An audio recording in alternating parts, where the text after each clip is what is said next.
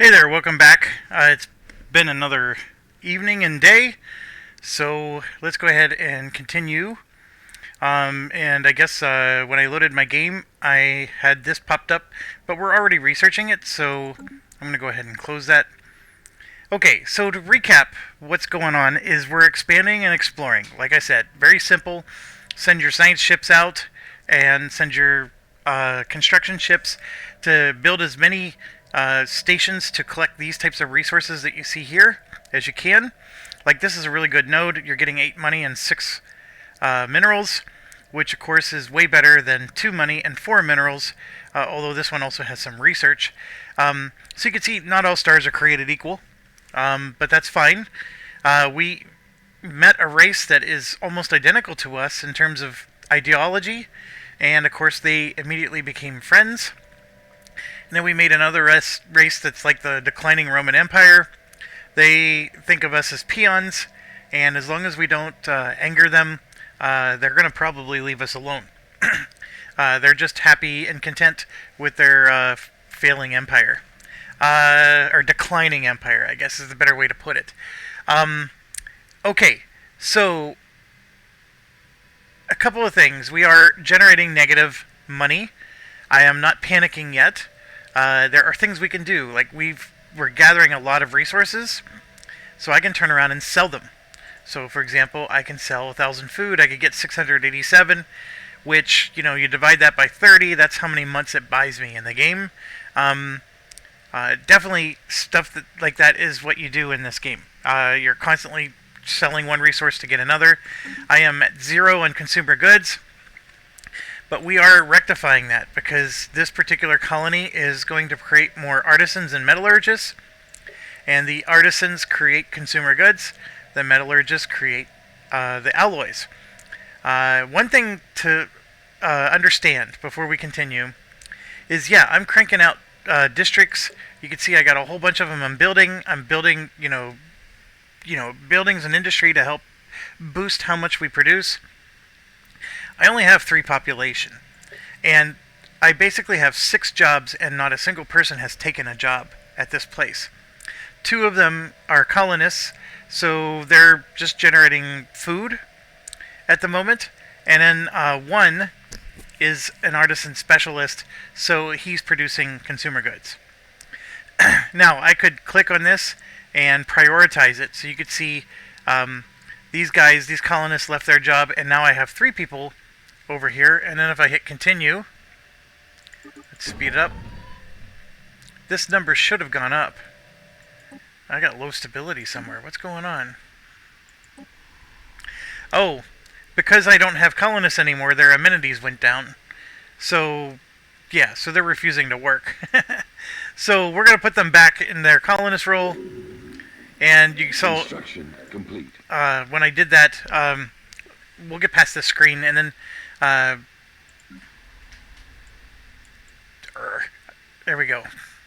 This number was red. The stability of the colony went down whenever I made them all work in the factory, and then the number of amenities dropped. So now it's back up because these guys, as you can see, colonists produce +5 amenities. So, anyways, that was not a smart thing to do. What I was hoping to show you is if you had 3 people working here, this number would have changed. It just cause and effect. Okay, so we found this bunker bot. So there's this robot down in a bunker on one of these faraway planets. And it's been there for several thousand years, hard at work, solving a single problem. We can let it continue, and then we'll get 200 influence points. And remember, we use those to expand our empire. So at this time of the game, 200 influence points is actually not a bad idea. I hate doing that, but it would actually give us the ability to just start expanding, rapidly. And because right now I'm waiting for this number to go up so my idle construction ships can do something. We can use it to boost our own resource, so we'll get a monthly engineering boost of 10%. That's really good, because this engineering research of 10% would go here. So this guy would jump to 46%. And that will last for 10 years. or we can just straight up take some strategic resources: 100 alloys, and 50 of the crystals, and 50 of the motes, which they look like a pile of rocks there. Um, they're all good options, to be quite honest. This one I have taken before. I would say it's probably the weakest of the three. The 50 special resources is actually good. They're worth a lot of money, and they would last you actually quite a bit. But 10 years of a boosted research, it's hard to... This is clearly the best of the three options. The only reason I would take this one is because our current situation is we want to expand rapidly. And I'm going to go ahead and just boost the research, though. I think it's the right move. This number should jump to 46. And we got a new project for Cybrex Refinery. Log updated. Oh, that boosted research, I think, only applies here. So our jobs were boosted, which means, as you can see, we're generating 71 engineering research. So that's where the boost is. So the jobs. Okay. Not quite as good as I thought, but anyways. So here's our capital. I wanted to show, like, we have 22 farmer jobs available, but only 13 are being worked. And that's a common problem in the early game. You want your growth to go up, up, up. You just want your population to grow as much as possible, because in doing so, they're going to get resources. The other thing I'm noticing is my amenities is negative, which is going to cause the stability to go down, and that's going to create crime and other problems. The commercial zones produce amenities, and what kind of jobs do they make? They make clerks. So you can see I actually have 5 of 6 clerks. They each generate 2 amenities. So even if I got a 6th clerk, that's not enough amenities. So I want to consider changing a building, possibly. Right now I got 2 hydroponic farms that increase the number of farmer jobs. But remember how I showed you we have plenty of farmer jobs that aren't taken yet. So this building's really not doing anything for me right now. So I'm going to change it to build a luxury residence, which will create an additional 3 housing, which is good. And then another 5 amenities. And we're going to go ahead and get that started. And survey complete. Oh, I forgot. We actually had a refinery quest here in Fagantris.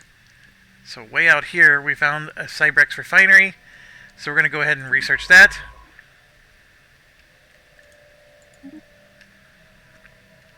And then our construction ship, we're going to have him lay down some mines and then continue expanding.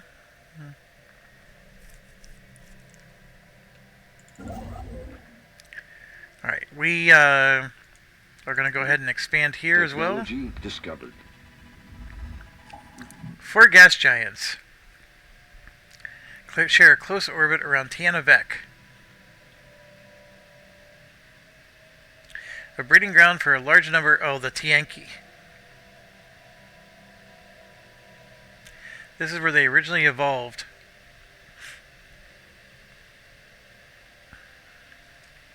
It's likely the only place in the galaxy where they can reproduce. Interesting. Where is that? So if you ever are curious, there's a search button here. There's Tianavek. So this here is, and you can see there's a whole bunch of Tianki space whales there. And these, by the way, are the same species over here.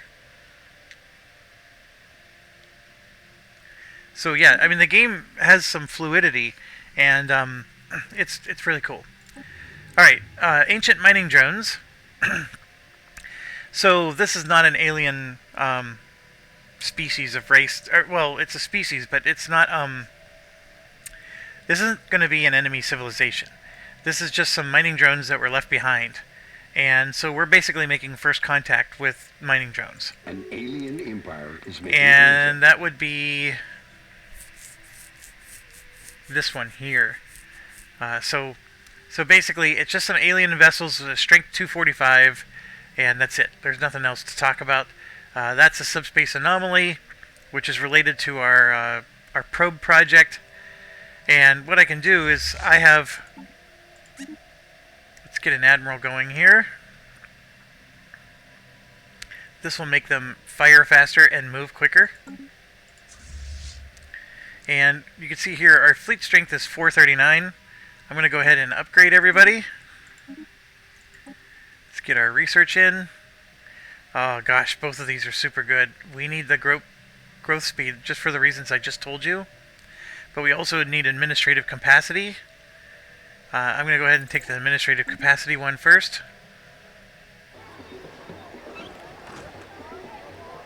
Alright, so here we found a primitive civilization on this system, and they are in the early steam age. They're beginning to make use of vehicles and factories. So they're recommending that we create an observation post. And that's represented by this hatchet that you see here.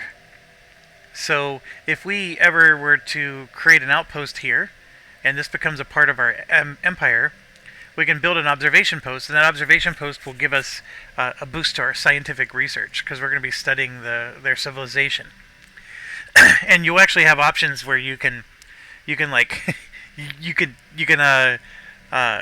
kidnap them and do experiments on them. I mean, just think about any conspiracy theory alien show you see on the History Channel these days.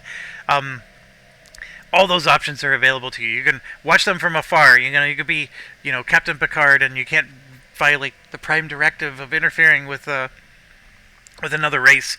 Or you can go in and kidnap them and probe them and do experiments on them. I mean, there's all these options. Ships upgraded.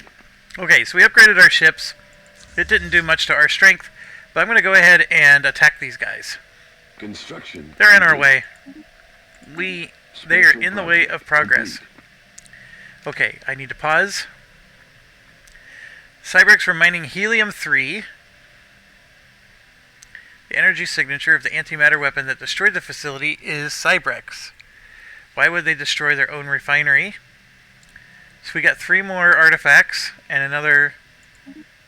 So we keep finding more and more of their stuff, which. Oh, there's a drone study we can do. So let's go ahead and do that. Actually, we may not need to destroy these guys. His campaign promise was to get us to plus 20 a month. That's not happening, huh? Let's see. We need to find one more habitable world. We have 3 archaeological projects we can start to do. Other than that, we're doing great. Let's go to our solar station and build another science ship. And then this science ship, we're going to have it just continue to do its thing. And you can see, by going this way, we're actually going to run into the same empire, but from a different angle. So right now, we share a border here. Like, this is our...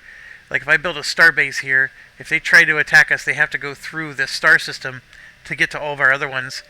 But they could also go around this way and eventually get to us there. Thankfully, they're friendly, but I'm just explaining, this is how you have to think when you're trying to establish your borders. Alright, and then we established our colony here where their homeworld is. It's not very helpful, but now that we have... This is in our territory, you can see the cost. I need 10,000 alloys, and it'll take 3,600 months. And we also have to have the mega engineering technology. But if we get all that done, we can then colonize their ring world. And it's literally a giant ring around the star, and it's a space station, basically, a mega space station. So now we made first contact with another set of aliens. I didn't mean to have 2 envoys improving our relationship, so I'm going to go ahead and take one away. Survey complete. Alright, so they found an asteroid to stable orbit. And it adds plus 3. Survey complete. And you can see, look at this. They finished surveying Tiana Vec, It is a research haven. Look at that, 24 research points, and then 6 of these. But that 24 is a huge number. I mean, just to put it in perspective, we're only generating 55 total right now. So this would literally be half of what we're producing. So we definitely want to get over in this area. There's some juicy systems over here. So it's a big race. And as soon as this guy finishes, we're going to have him come over to here and help. So I'm going to have both of them expand this way. I was going to have one start to expand this way because we want to get our border established over here. So we're basically on two sides of this guy. Largely because that's a strategic resource. We would like to claim it. And if anything, I don't care if I claim these other stars as much. I just want to at least get to this strategic resource. So that is a possibility. I may want to do that. But for now, there's a mad dash. We got a colonizable planet. We have a super huge amount of research. And then this is also an interesting, nice to have. Construction complete. Okay. Alright, we built our new science ship. We're going to go ahead and recruit. And what I was looking for is there's sometimes you will find they have like little ancient pillars, almost like Roman pillars. And that symbol is that they're an archaeologist. And so they get a big boost to their archaeology skill. That is not the case here. So what we'll do is we'll just grab this guy. And what I want to do is I want to get started on this site. Let's start excavating and show you how that works. Also, you can see our negative number is getting higher. So the other thing I want to do is we're going to go to this black hole. The black hole is going to be special. We don't have the technology yet, but there's certain things you can do at black holes that you can't do elsewhere. And so for that reason, I'm going to upgrade this outpost into a starport, which is going to consume one of my starbase capacity. And the reason I'm doing that is, like I said, the black hole will give me some bonuses later. But the other thing is I want to get this 3 trade from here, the 3 trade from there, and the 2 trade from there.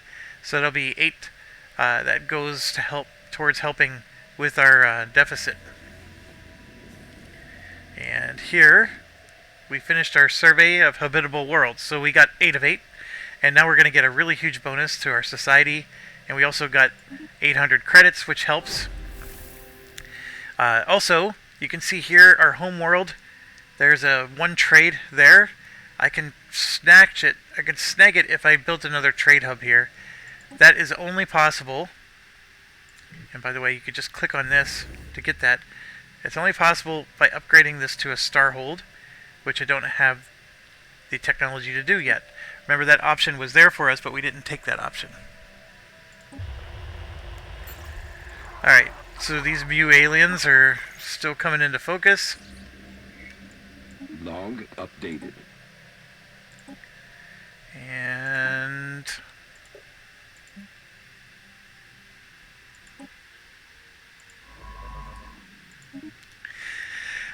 I don't know why, like, there's a scientist that was in the region, but he was on automated exploration. When we went to the situation log, it says you need to have a scientist. Like, it won't let me just click on research. I had to individually click on the guy and tell him to stop doing what he was doing. It seems like it's a bug in the game, but there's not much I could do about it. That's just how you get around it. Alright, so the dragon is satisfied after gorging itself on the bountiful harvest of Ficonia. The now considerably girthier Sky Dragon has once again taken flight. With a final roar and salute, it lifted off, leaving behind a large collection of scales, skin, and other byproducts of its presence. So we can burn them for 1,000 credits and get 100 of the special resource. I can't remember what it's called, but it's the green gas there. Or we can turn it all into research. That's a really nice research bump. Yeah, I'm going to do the research. Research is king in this game. Okay, so now our science ship found a shipwreck that appears to be, because of a storm. It has a notable amount of minerals. However, the captain says that it's part of the Cerulean design. It's highly likely that this belongs to the Cerulean Empire. And the Ceruleans are the people we have all the friendly agreements with. So we could take the minerals, which is 300. I don't think 300 is all that much. Obviously, when we're short on minerals, I'll take those 300, but we're not going to risk altercation, and we're going to let them give it back to them. And that's actually going to increase our influence, which is the thing we need to expand. So I'm very happy with that. Alright, and then this progressed. Our linguists have made progress. Keep at it. We've detected the presence of an alien civilization in the Shiat system. Early space age, so this is another observation post thing. So you can see 2 different societies there. And yeah, so they're happy. We gave it back. And we're going to get 100 influence. Plus we get a favor, which we can, exchange for, getting them to vote for certain things whenever there starts to be a... Because eventually there's going to be a galactic confederation. So yeah, we'll keep that favor in our pocket for now. And we got another one of these. So the one we really want is the population growth speed of 10%. And in case you're ever wondering, when you click on this top left corner and down here on the demographics, you can see we've boosted our growth by 20% already. We have a 5% boost because of the salty event. So you can see all the different bonuses that we get. And of course, this is the election. And I could, for example, get Jeff Fike re-elected. And right now, this guy is going to win at 64%. But if I wanted to endorse him, I could click on this and click on support. But it's only when there's an actual election, ongoing, when they're campaigning. But it costs me 50 influence. That's why you never see me do it. The influence is too precious. And this thing needs 2 more months and it should be done. But in case it doesn't work, I do have my fleet heading towards them. Survey complete. Special project complete. Alright, so the mining drones are extracting ever-diminishing resources. We could stand to learn a thing or two. Drones are not completely silent. They emit silent pings. Alright, so we can call them easy prey and give ourselves a bonus to damaging them, so we could attack them. Or we can say that they're fascinating and improve our own mining drones, which makes all of the mining stations throughout our whole empire get a 10% boost. This is by far the more superior option. And so we're going to go ahead and take that. And so those mining drones are still hostile to us, though. So I'm glad we're heading that way. We gained some intelligence from them, but we're going to continue. Special project complete. And this one gave us a bunch of the skeletal remains, a creature that passed through the galaxy into another dimension. And here you can see the Mu aliens are there. So I'm guessing there's another empire up here. I don't think they would be here. I think they would be more over here, but they're sort of exploring this way. And we're encountering them. Survey complete. Oh, these are the Caravaneers. Okay, this is a special... Yeah, like I said, this game is cool. So we found some people that are in the Numistic Order. And they're spacefaring traders. And we did get some influence for finding them. And so what these guys are is they're basically neutrals. And all they do is sell you stuff. They're going to propose something. Like, sometimes they'll even want you to give them one of your population in exchange for some technology or whatever. most of the time it's, you're going to exchange one thing for another. And so they're pretty neat. And then also every now and then you get their ship will break down in your territory, and you'll get to they discarded it, and you get to hack open their cargo hold and take their treasure and stuff. And so yeah, we got communications with them, and you can see these are the these little axes. These are they're not spacefaring. These civilizations don't even know we exist. And then this is the one we have all the treaties with. This is the one that they have their borders closed, and like I said, they don't care about us. And then this is the new caravan that we just found. And if you do diplomacy with them, they basically have a casino.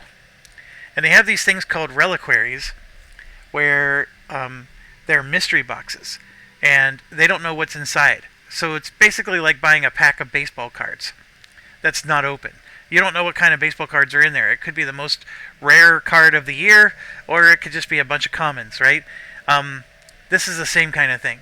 You're going to open something and have no idea what's in it, and so it's a complete gamble. And this is just how they operate. So you got to buy coins. You spend money to buy their coins, and then you use their coins to either open one of these, or you can gamble their coins to earn more coins. And it's just a slot machine thing. So it's basically Space Vegas. And I'm not going to do any of that. We're already losing money, so I can't. Just to give you an idea, you're either going to spend 2,600 to get 8,000 coins, or 3,900 to get 12,000 coins. And of course we can afford it, but because I'm losing coins right now, I don't want to make it worse. And there is an even bigger option you can do. Okay, so we're going to go ahead and end. And they should be listed on the Empire somewhere. Yeah, they're actually located all the way over here. So that's their location. And if we ever take this little star here, we're going to now be bordered with them. And that's an excellent proposal, because these guys are never going to attack us. So this is another border we don't have to really worry about at the moment. So we're having an excellent game. We have 1, 2, 3 borders right now, and none of them we have to worry about being attacked at the moment. So when you play your game, I cannot guarantee that you'll have the same results. Alright, so let's keep going. And yeah, let's keep the exploration. Oh, we researched the blue laser. I like this one, because what this does is this increases the number. We'll now have 5 choices in the future, so we'll do that. And you can see we're losing consumer goods now. And this was the planet we're expecting. So we have all these districts built, and you can see there's going to be 8 consumer good jobs because of it, but there's only 3 people. So we need the population to grow. And when that happens, we'll generate more of these. Construction complete. All right. We got that going. Then with our other guy, I know I said I wanted to push this way.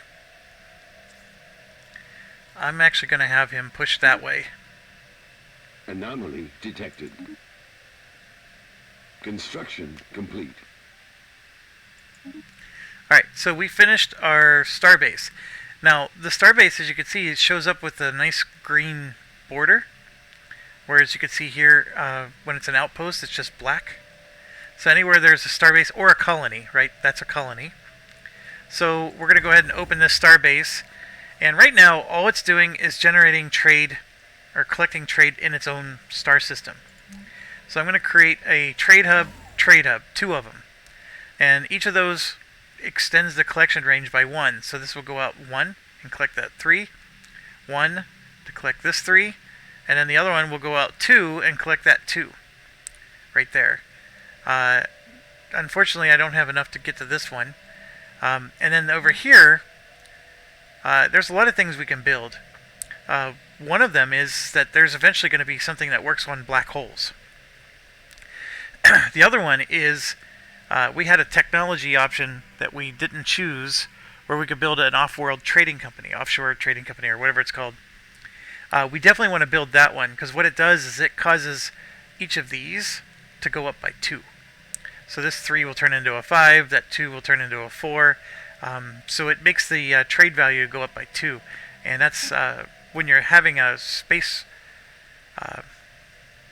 basically a space fortress that's dedicated to trading and collecting trade, that's the perfect Technology thing. discovered. Alright, so here, they want to do some studies on the dragon. And they want to go in and basically poke the dragon. It will hurt the dragon to do so. So they're asking, should we go ahead with the project, or maybe let's do something a little less intrusive. So I've played this game enough that I can tell you that the 2 paths have some interesting options, but if we go ahead with it, the ideal situation is that the dragon lets us, and then we're going to get all these cash and prizes. And it's going to be in the form of boosted research on defensive plating technology. That's really advanced defensive plating technology, so way ahead of our time. And then, bonuses to our science. But the other thing that happens is, and it's a dice roll. You got to roll like an 80 or higher to get the really nice option or something like that. The other thing that happens is he just eats your scientist. And so then you lose him and you have to build another one, which isn't the end of the world, but if he eats your scientist, you could then try again, and then he could eat your scientist a second time, and you can keep going until you succeed and eventually get your cash and prizes. The other thing you could do is just don't poke him, and then you're just probing him from outside. What happens is you still get cash and prizes, it's just not as good. So I'm going to go ahead and choose that one. Log updated. And there's a research there. Alright, so this is exceptionally rich in minerals. They're no use to us. Can be transformed into more useful forms through positive positron bombardment. They're asking us if we're willing to pay $100 to turn these minerals into something useful. I know we're losing money, but this is a no-brainer. Definitely say yes if you can. Log updated. And that event will pop up another event very soon. The other thing I wanted to show is there should be, like if we would have chosen the other option, there would have been a science research option here to, well there it is actually, we do have one. So the positron bombardment, you gotta assign your guy to actually do that research. And I need a scientist to do this research as well. So this guy just got here and just started the excavation. I'm actually going to have him stop, research this, and then he can come back.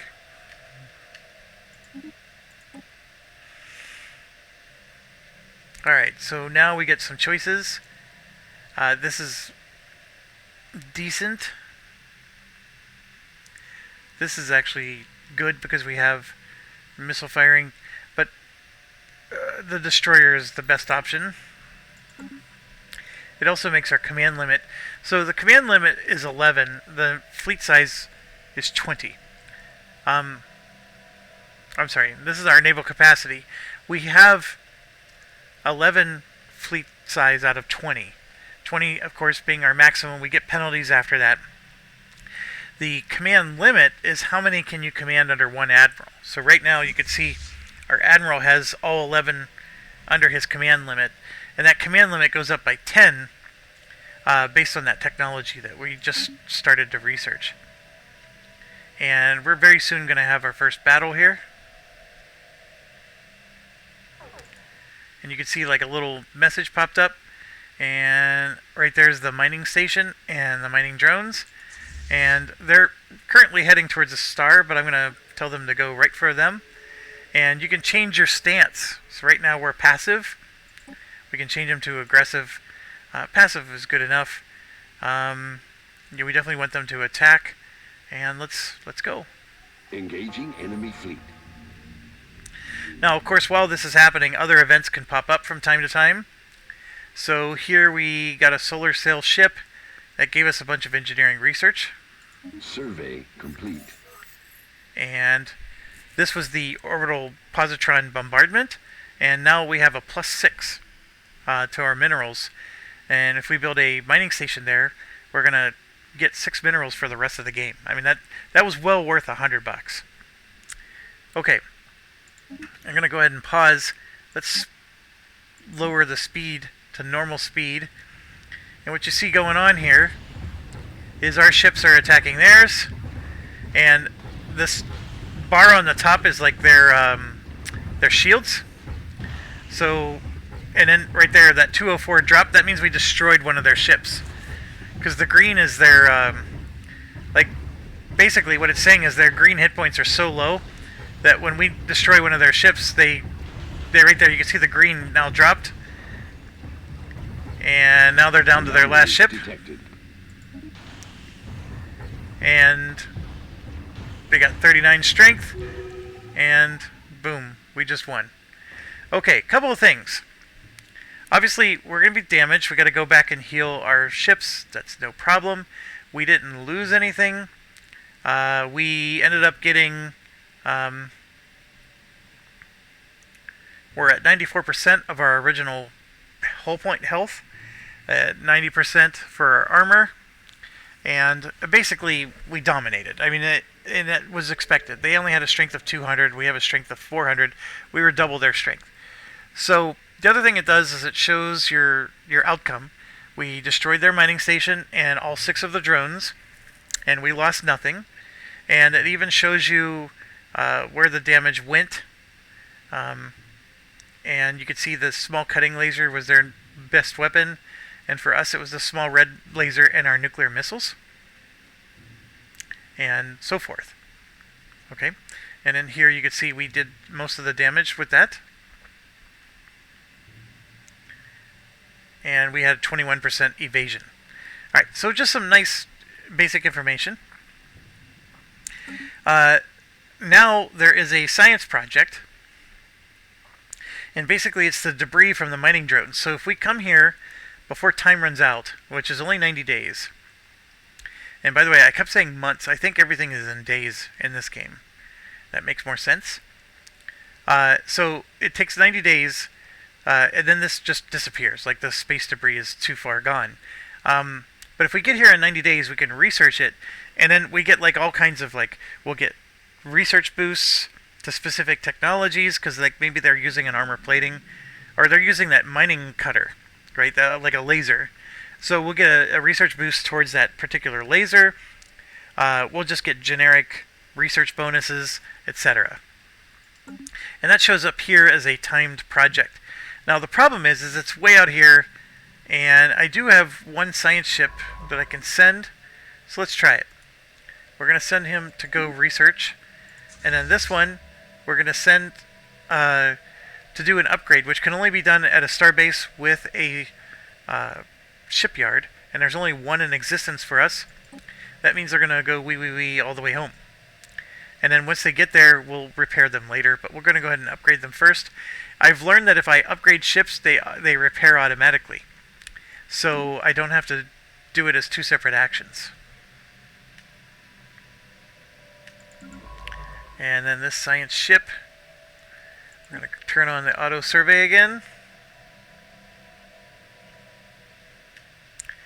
And, oh, we have a savanna world, 70% habitable. We could do it. Oh, that's why. So we're getting refugees from the other planet, or they're migrating. And so we could actually send this race to colonize that planet. Now, why would we do that? We shouldn't. First of all, their ethics attraction is low. They don't get the bonuses to research like we do. So if we send them to that planet and build research labs, they're not going to get the bonuses that we have. Now, you might be arguing, well, send them anyways, because obviously we can't send our own people, and having more people wider is better. I'm not... Actually, that's a good point. And you can see here there's there's 14 districts, and it's likely going to be a big industrial empire. So we're basically sending them there to make consumer goods. They're going to basically be Mexico for us. We're going to send them there to make consumer goods and other products for us. We could do it because we can colonize it now, and the thing is we're now allowing their species to control one of our colonies. That by itself is not the problem. The problem is, and it's things that I haven't shown you yet, but we can eventually terraform the world so our species can live there. That's one.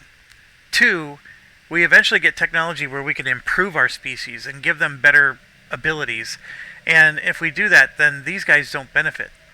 Although I think we can also improve them as well. It's a little trickier. So the advantage of sending them is that colony will start now. And we're going to start benefiting from them, growing their population and becoming a part of our society now, because the terraforming technology might not be for another 50 years. Like it won't even come until mid-game. So do we really want to wait until mid-game to have a colony that we can have right now?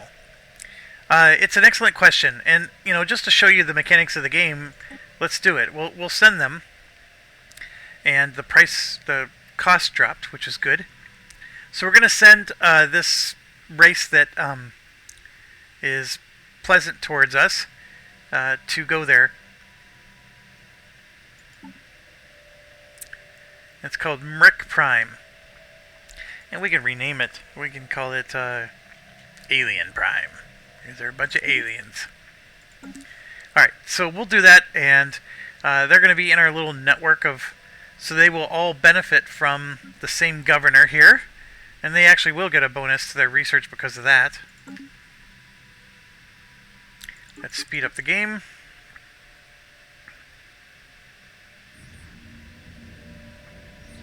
Alright, they gave us... So we ended up getting +3 minerals for that. Construction complete. Well, we didn't get it. It's just +3 appeared in, wherever that scientist is, +3 is appearing there, and unless we make that a part of our empire, we don't benefit at all from what they just did. And we're already running out of... Anomaly detected.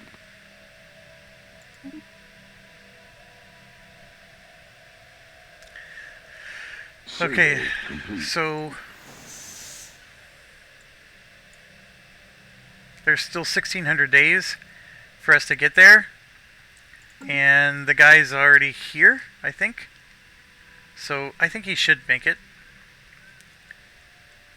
Okay, so there's an outpost that we don't remember establishing, and there's somebody that looks like one of us.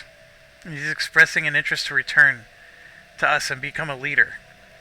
Now, I don't know how well you know your 1980s movies, but this is a reference to the movie The Thing.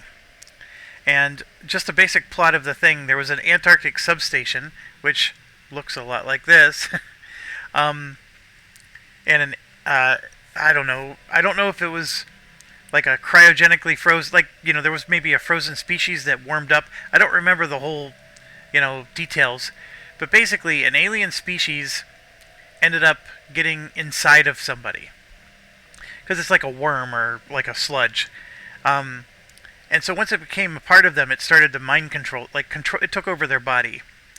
And so the whole point of it is it needed to get on a helicopter to escape.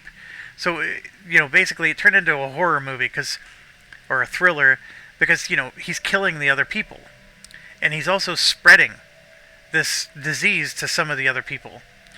Because this alien species needs to escape the ice and wants to get to the rest of the population so they can take over the planet. And so that's the basic premise of The Thing. And then, of course, figuring out who is infected with this, before the escape helicopter goes away, was the key thing in the movie. And so it was about killing it, or at least leaving it there to freeze on its own, so that way it couldn't ever, take over the world. So this is a big reference to it. So we have a facility that we never created, and there's somebody there that's pretending to be one of us, and he wants to come back and be one of our leaders. So out of the question, and then look, we get a really nice research bump because we're gonna take over the research station. So let's do that. And now they're saying there's nothing unusual, and basically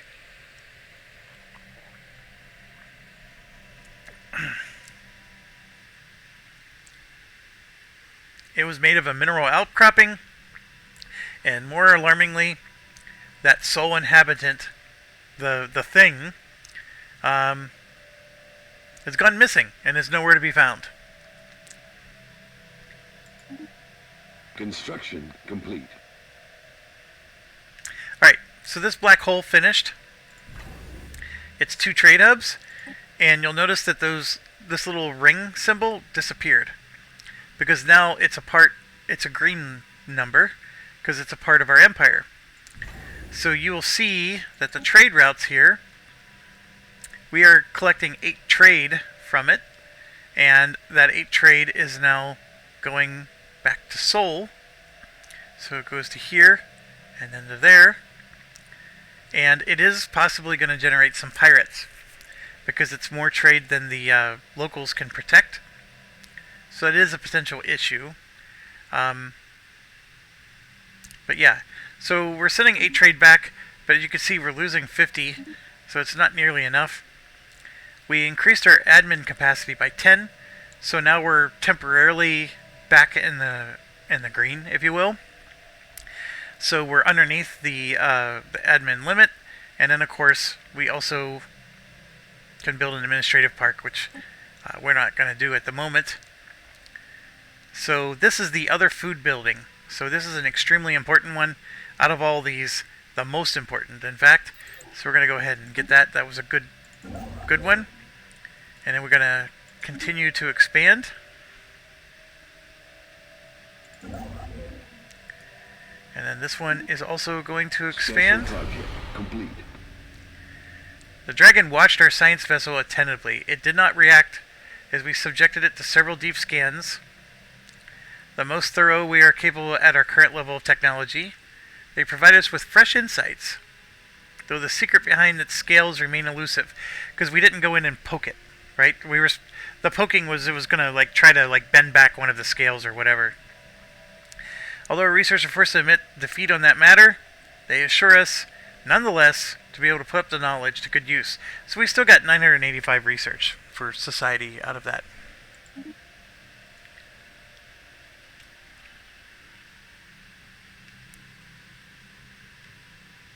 Alright, so then I have this guy going back, so let's have him continue that excavation. Construction complete. Alright, so we finished expanding that way.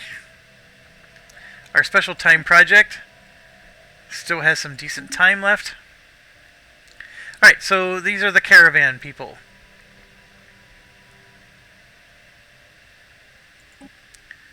By the guiding hand of Numa.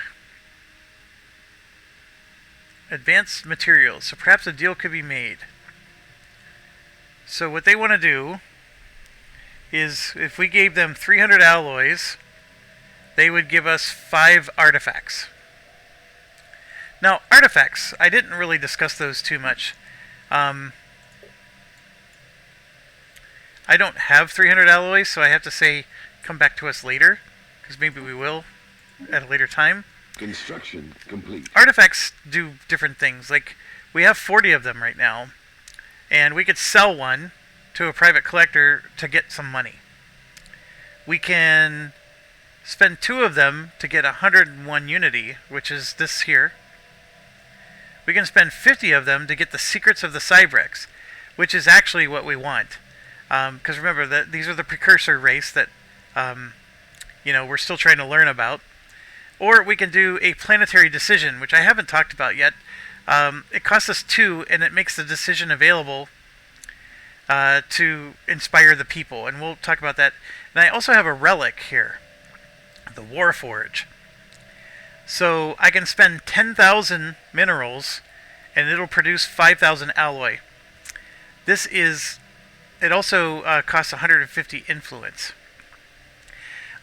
Later in the game, once we establish all of our borders, I won't be spending so much influence, because right now, when you build a new outpost, it costs like a ton of influence. Eventually, you no longer have new outposts to build because we can't expand anymore. And so this number will grow and grow and grow, and there's actually going to be less and less use for it. But this is an excellent use for it. 10,000 minerals to get 5,000 alloys is a wonderfully good exchange. And then on top of it, you get another plus 5% towards your alloy production. So it's a really nice way to get alloys. This is an excellent artifact. Probably one of the best in the game. So we want to get to the 50. We're at 40. I am tempted to do this one, because getting the Unity would be nice to boost our traditions. And just to remind you, the Unity is this thing. But for now, I'm going to just sit tight. And let's get our...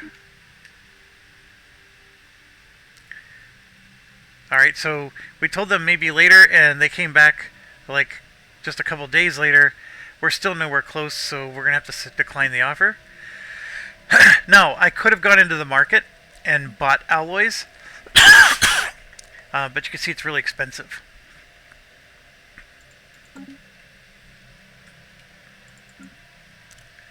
Alright, and then we went there. Our science ship is there. How do we have two science ships here?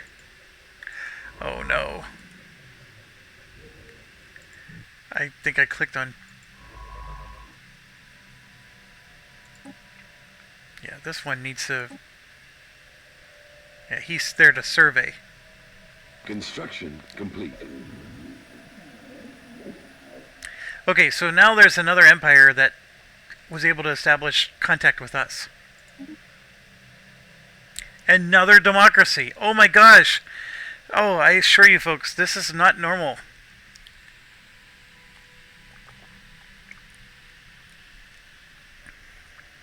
To find other races that have similar beliefs, this is not normal at all. They're going to be friendly towards us because we have... communications. Yeah, look at them. They already want to get an embassy with us. I mean,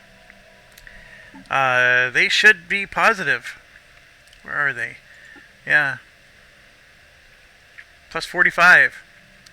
So if we want, we can send one of our envoys, improve relations, and we're going to have another friend. Debris analyzed. Okay, so we analyzed that debris here, and you can see we got a 10% boost to mining drone laser technology, 10% boost to, and it's not a boost, it's progress. So if it costs 1,000 to research, 100 points of research are completed now for those two technologies.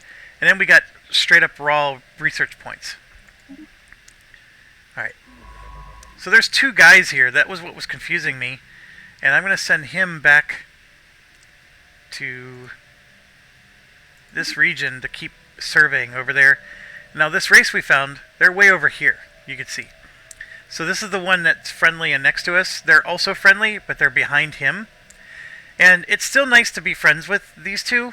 But the good news is they're over here. So that means these might be empty stars for us to expand our empire, which is excellent. Now, the bad news would be, oh, well, there's actually still somebody else, and they're here, and once we contact them, they're going to declare war on us immediately. It's still a possibility. Alright, so I want to continue, and I had mentioned, oh, look at this. Oh, that's a world that's colonizable by their species. Technology discovered. Okay, we got this. Our fleet command limit went up by 10, which does not change this number, because that's the capacity. The limit, like I said, is the number of ships that can be under one admiral. Okay, so you can see we're now getting a whole bunch of options. This is actually one of the ones I usually always take the moment I can, but I want to get the Starhold. That's our upgrade to our star bases. Also very important, because we really will meet somebody who does want to declare war on us, and we need to be able to defend ourselves.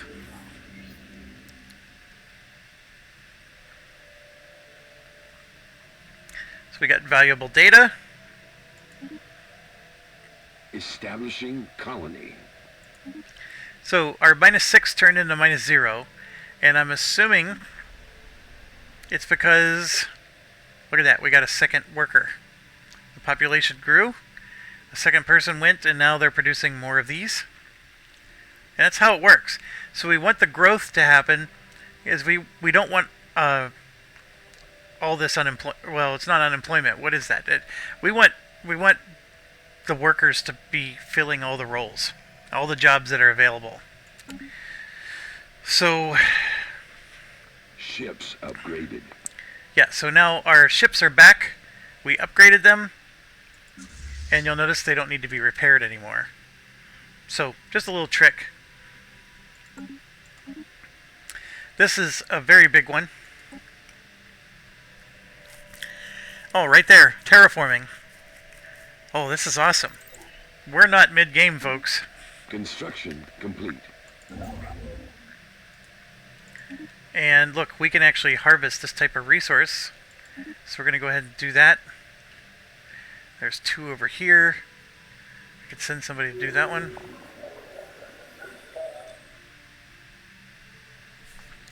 So we got a song. So we received a song through our probes. And folks, if I'm ever going too fast, just pause. A lot of these are events that, there's a neat little narrative, but really at the end of the day, we got some bonus to our research, so let's move on. It's that kind of thing. And I don't mean to poo-poo the narrative, but like a game like this, even if I wasn't explaining what I'm doing, could take 30 hours. So these are very large games, and but yeah, by all means, feel free to pause. And of course, when you're playing your own, feel free to just absorb the narrative, because if that's what you enjoy in a game, I'm sorry if I'm rushing you through it. I'm just trying to show the different things that happen in this game, and trying to get to like the mid game and the late game. And I guess some people would actually just play it off camera and then resume, but what fun is that? Construction complete. Alright, so we're steamrolling along. This is going to be some good systems to have, because that's a strategic resource. But right now, I'm just trying to claim territory, so I'm going to keep going this way and leave these 2 empty. And then what we do is we fill them in later, once the boundaries are established. Alright, we got a lot of things going on. So that mining drone laser is now available to us, and it's got the gold border, meaning it's always here. It'll always be there until we choose it, and that's because we fought those mining drones, and we progressed, and we got a 10% progression. So I don't have to choose that now. I think it is actually a better laser than what I currently have on my ships. This is a nice... what it does is it boosts the amount of energy that we're creating. But if you noticed, my planets, I'm not specializing any of them to generate energy. Which also explains why I have a negative number. This would boost that number, but only slightly, because I don't have anybody dedicated to it. The best of these for me is the combat rolls, because what that does is that allows the AI of my ships, in the ship designer, it's going to improve, I think, the combat computer. So this will give me a better option and make my ships stronger. Alright, now we do have the new destroyers here. And remember, this is the bigger ship to the Corvette. So we're going to hit save. We're going to get rid of the autos. So the destroyer, we have a gunship, or we can do artillery. So it's going to have 1 large weapon and 6 small. Here it's 2 small, 1 medium with 6 utility slots. This is just going to be 1 large weapon with 6 utility. So basically this guy is going to be just a one-trick pony. The large weapon instead of the medium. Here, I can show you. Right there is your medium. So medium does 7 damage versus 2. Actually, it's this one here. 5 damage instead of 2. And then the large would do 13, for example. So it's got a gunship bow and an interceptor system. But let's say I change it to a gunship. Oh, these are different.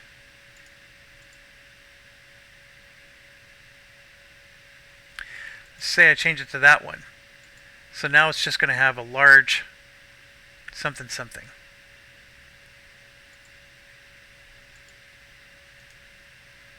We'll go ahead and auto-complete it. So there I have a large blue laser. So this guy is going to just do a whole bunch of damage with his laser. And then over here, you can see I can put point defense. Or here it's 2 smalls, or I can do just 1 medium. And again, now I got a medium laser and a large laser. So basically this guy's got 2 big guns. That's what he's doing. And of course I have a level 2 fusion reactor now, so there's a lot of extra power. This is an interesting one.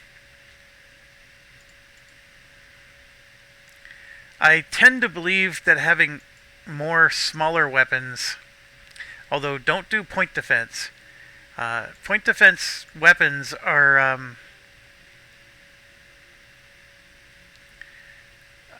I mean, they do damage, but the thing is that they have to be super duper close.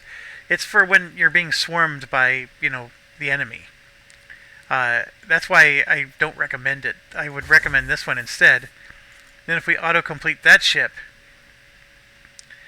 it does give you some, that's an 18 damage per time unit situation, right? So your damage over time is 18.8. Whereas if we had it as the large, and I apologize, I should have, it's 24. So it actually does do more damage with these larger weapons.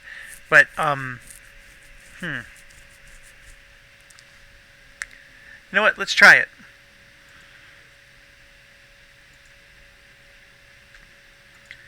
And of course now we need to actually build some. So to build a destroyer is going to cost 217 versus the 100 for the Corvette. And I don't have 217 right now. That's why we need to get our alloy production up. We're currently not doing very well there. If an alien race did declare war on us, we'd actually be in big trouble. Complete. Alright, we just ran into hostile fleets. This is another set of mining drones. Okay. So where are these mining drones? Oh, they're right next to the mining drones we just had.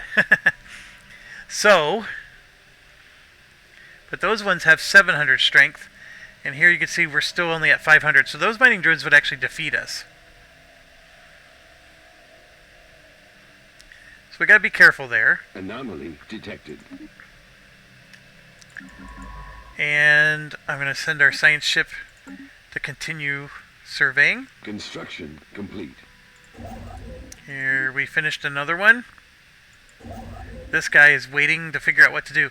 Okay, so now we got a choice. We are definitely hitting our limit. I want to expand into all this, which is a whole bunch of... It's going to put us way over the number. Do I keep expanding over here? And the answer is you want to expand everywhere you can. If I do expand this way, what I want to do is I want to eventually expand to this point. But you can see right here, I have a scientist that's going this direction. And yeah, let's just let him finish. Alright, so we just found a planet that's getting +3 alloys. MF99. Which one is that one? Is it this one? I think it is. So we got 4 alloys here, 3 alloys there. That's 7 alloys. I'm only producing 15 extra here. I mean, again, that's another 50% boost. I definitely want to get this direction. The other issue I have is this scientist is going this way. I could have him stop going this way and tell him to go this way, right? Because if I can get these explored, then I can continue, and like that would be a nice choke point, right? If I build a starbase there, I can defend myself against anybody that's coming from that direction. And if you'll also notice that there is no connection to this empire here. So this is actually not another way for them to get to us. There's so many choices. And one of the other things I could do is, like, let's just build another science ship. Because as you can see, I'm running out of, like, I need a science ship to go this way, I need a science ship to go that way. Science ship will cost me 100 of my 234, which I can do. It's just, yeah, this is getting challenging.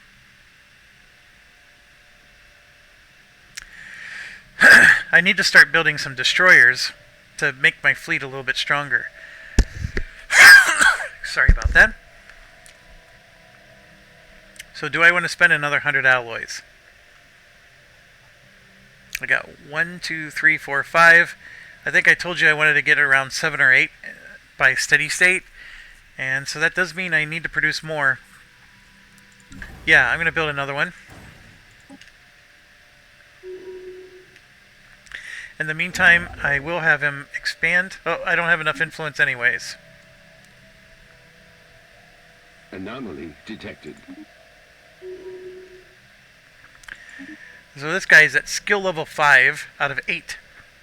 Now, if you remember when we started the game, the max cap was 5 out of 5, or, you know, he was like 2 out of 5 or whatever. The reason it moved up to 8 is because we researched some technology that increased their leader cap. So now they got like really big bonus. Like you can see there, his archaeology skill was plus 5, and he doesn't even have an archaeology bonus here. Oh, I hit the button that took me to him. The one I actually do having, like this guy's level 2, his archaeological skill is only a 2. So I probably could have them swap places if I want. Complete. So this one's going to add plus 4 minerals, and like I said, we've been expanding, and I want to keep going. And by the time he gets there, we'll get the 2 points that we need. Survey complete. Alright, this science ship is done. I'm going to have it keep doing surveys. Survey complete. Alright, his campaign promises are unfulfilled. Oh, it actually did pop up to show us there was going to be an election. And he actually got re-elected, so it didn't matter. We're low on this again. I don't want to spend the points to expand here. I need to expand here instead. So we're going to have to wait. And of course our new science ship is here. And these are all just biological bonuses. So it doesn't matter which one we pick. And we want him to survey that way. Evading hostiles. Alright, so we found some more mining drones. So we can't continue in this direction. Mining drones here, mining drones there. We finished our star hold. All kinds of great ideas here. The best one I want is, let's upgrade our missiles. Alright, I forgot. Our Alien Prime is finished colonizing, and we never did anything here. So what we want them to do is we want them to help us. We need these alloys and these consumer goods. So we're gonna build nothing but districts, and we're gonna basically have a whole bunch of jobs for consumer goods. Now, one of the things we need to do is the amenities is always an issue. So you always need a building that improves your amenities. I like the commercial zones because they create clerks that give us trade and amenities. The trade, of course, gives us money. So it's a way to make money and amenities at the same time. So that's why I produced one of those. But then for the other one, we need to build an alloy foundry and a civilian industry. And at the moment, the civilian industry is the one that's hurting. Although we also need foundries, but we'll go ahead and do that one first. And we'll tell him to keep going a different direction. So we got everybody going. Survey complete. Here you can see there's an upgrade. We found an upgrade. We researched an upgrade to this building. The administrative offices can turn into an administrative park. The problem is you need your planetary administration to be upgraded first. Well, actually, no. The problem with this one is I need 24 more of those special resources. And I am generating 1 right now. I'm at 18. I need 24 more. And so, and also that's still a problem. Even after building the luxury residence. Don't know what my... under the decisions here, I can distribute luxury goods. And if I have 500 of them, I can increase the amenities by 25%. So, it's an option. Right now I don't have the 500 goods. Technology discovered. Alright, we discovered basic combat roles. This is critically important because now we can harvest these. And I had mentioned combat roles would improve this, and look at that. So now instead of just a basic combat computer, you can take a picket, which will advance to close range, 30, and attempt to intercept the enemy. So what it does is it gives you 5% fire rate, or you can do a line where it'll advance to medium range, or you can do artillery where it advances to long range. Now remember, we chose a blue laser here that has a range of 80, and then this one has a range of 60, and this will try to go within range 80. That one tries to go within range 50. So the best option here is actually the middle one. Let's see. It actually chose this one, which I don't agree with, so I'm going to switch it to that one and hit save. So it was trying to make us go up close and personal. So the auto-complete I don't always agree with. That's for the destroyer, which is the Noakshaft. And let's delete that one, because I don't want the game to automatically upgrade my ships to the wrong one. And then here you could see the combat computer. It just basically, because this is a platform, it doesn't move the platform. And then for the Corvette, they're having it go into swarm mode, where they charge straight at the enemy, or we can go into picket mode where it goes up to 30 and then stops. So this is a range of 100. That's a range of 40. We don't necessarily need to swarm the enemy. The fire rate does go up 5%. But so it does there as well. The evasion's better in this mode. But I actually think I want to just sit back. So I'm going to go ahead and choose that, because we're using them as missile boats, right? So this is the cool part about the design. And let's go ahead and continue. Let's build some... Anomaly detected. Here you can see we're up to 8 pop. We got an issue there, but nobody's working as a clerk, which gives +2 amenities. So the issue here is the job distribution. If I click on that, then that number becomes a 2. But I'm going to let it go for now. Survey complete. And in this world, of course, we got 2 of them, 2 of each. So that's why we're up to 15. And then our fleet can be upgraded. It's going to cost 55. I'm okay with that. Ships upgraded. Alright, we found the fossilized remains of a gargantuan gastropod, trapped within a huge block of ice. Its eyes glare fiercely ahead, tentacles reared, muzzle twisted in a gruesome grimace. So we can extract DNA. We can do some society research, get 700, or we can gain 50 if we just blow it out of the water. Okay, so there's no wrong choice here. The 50 would be very helpful because, as you can tell, I'm currently low and I'm trying to expand rapidly. So this is clearly a helpful option. This overall is probably a better option because research is king. But this option here is a very it's a wild card one. And here's the thing: extract and store DNA for future use. What does that mean, right? You're probably thinking. These fallen empires, remember how I mentioned that some of them have zoos? They actually will come to you and they recognize that you have a DNA sample for a race that is extinct.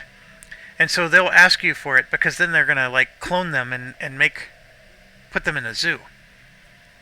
And when they do that, they pay you handsomely. Like, this is the best option if you can find somebody that'll pay you for the DNA.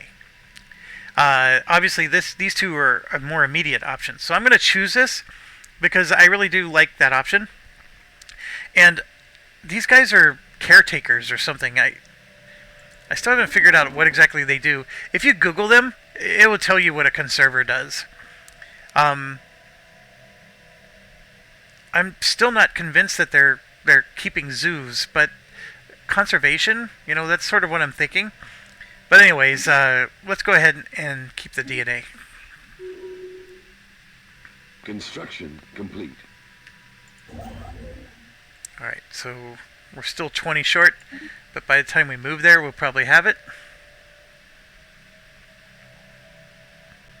Anomaly detected.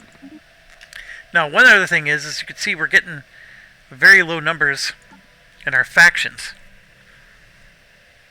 Remember, I'm giving myself a 90% boost to factions.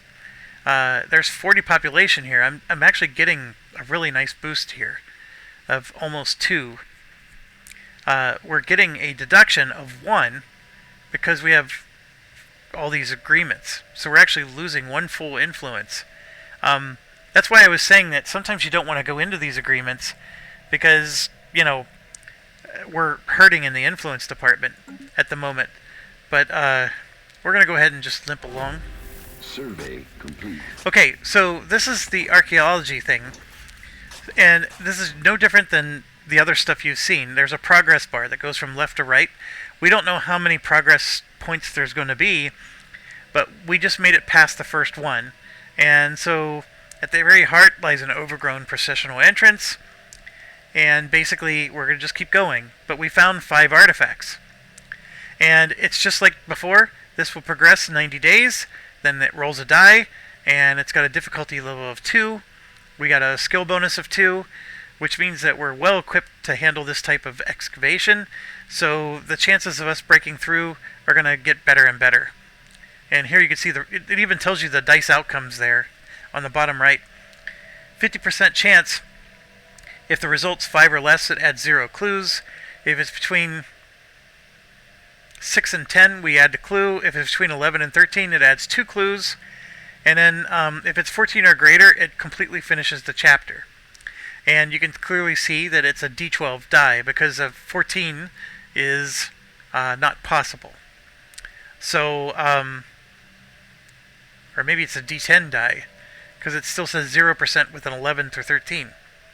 So anyways, there we go. Massive amount of space debris.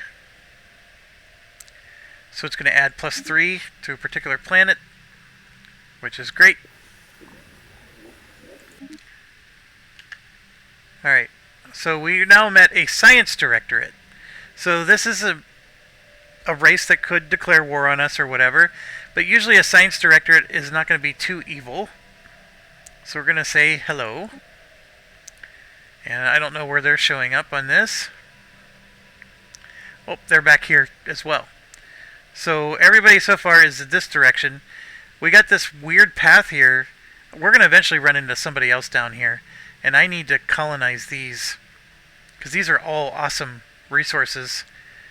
I need another construction ship, but I need a whole lot more of this. Initiating communications.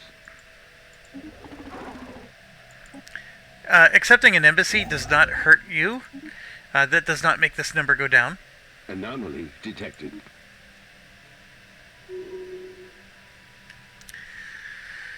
I'm only at 300, but I will make another construction ship.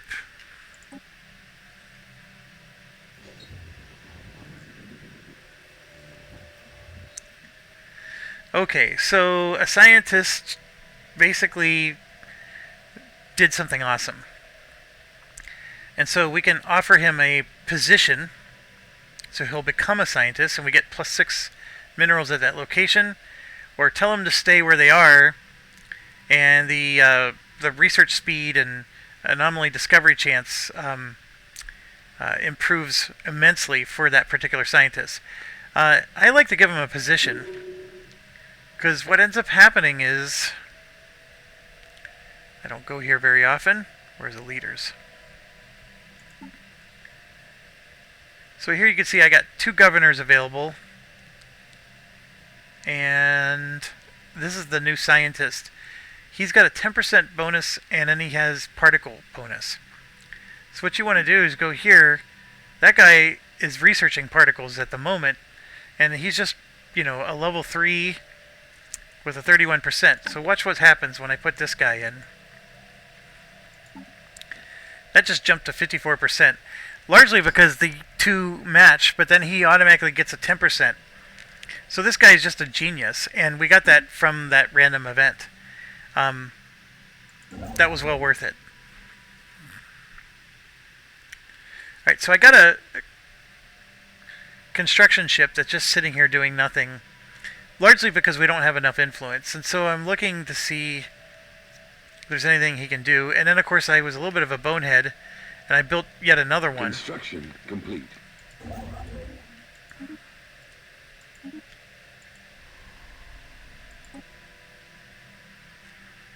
We're going to get another colony ship going. Alright, so here's our new one. I'm going to have him come down here and build a mining station on this too. Don't be surprised if this triggers a special event. You may not have caught it, but there was a special asteroid that looked perfect. Too perfect, according to the description, that generated this too. And what you're going to end up finding out is it's actually a living being. And so we're going to start drilling into it, and it's going to turn around and, Anomaly not detected. be happy about it.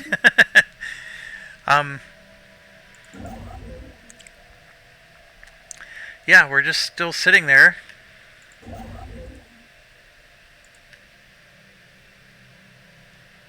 And the thing is 4 influence growth is pretty good. Alright, so we have a resource storage that's full. Our food is full. And so I'm going to go ahead and sell some food and get us some money to compensate for that. So now we bought ourselves some more time. Okay, Olivier Tremblay has developed new skills. That's great. We didn't detect life forms below the surface. Our scientists can interface with it, but since it's slow, we'd only be able to ask it a single question. Can you solve these calculations? We could get 1,500 physics research. Who made you? We'll get some society and artifacts. What are we? We can get some unity. Or just turn it into an engineering. This is Sim 5. Where the heck is Sim 5?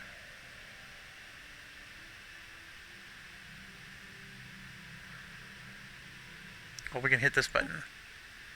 So where is this? This is way up there. I may not ever expand to there. Like, this is usually a good option because that benefits you the rest of the game, right? Whereas these other ones are only one-time bonuses. The 3 artifacts, the only reason you would do that is because you want to get to this 50, and you can see we're really close. I'm very tempted by this one because this number is really hard to change. We're only getting 17 a month. If we get 300, I mean, that's a lot of months. But you know what? I actually think this is the best option. Assuming we can expand our empire to here, that will give us 4 engineering research for the rest of the game. And boom, you can see the 4 just appeared there.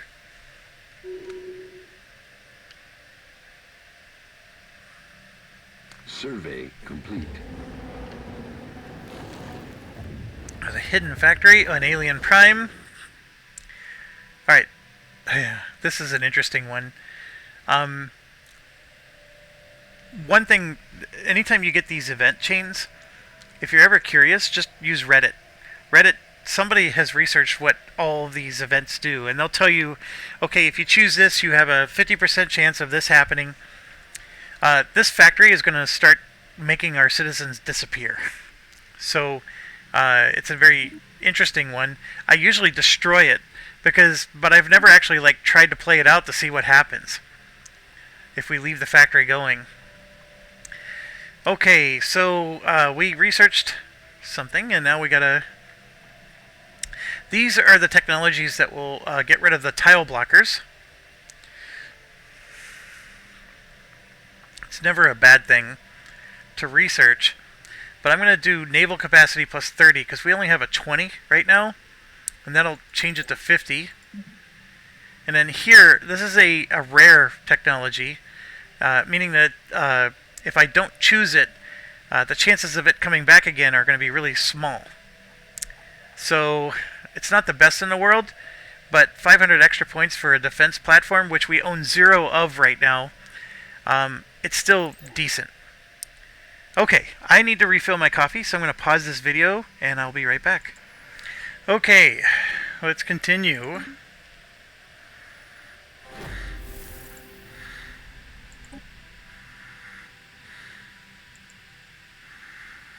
Oh, I already have a colony there. I totally forgot. Okay, so our archaeological site has another progress. Again, you can pause if you want to read that. But basically, they made it deeper down into... They found this alien device. And the big thing is I got 3 artifacts.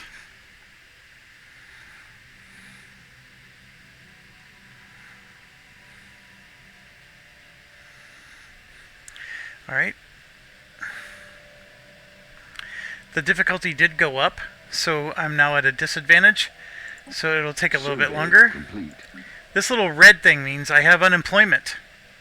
And you might be thinking, how do I have unemployment when I got all these worker spots and nobody's doing the job? It has to do with the fact that I actually only have 2 people, and one of them's not working. Let's see, why is that?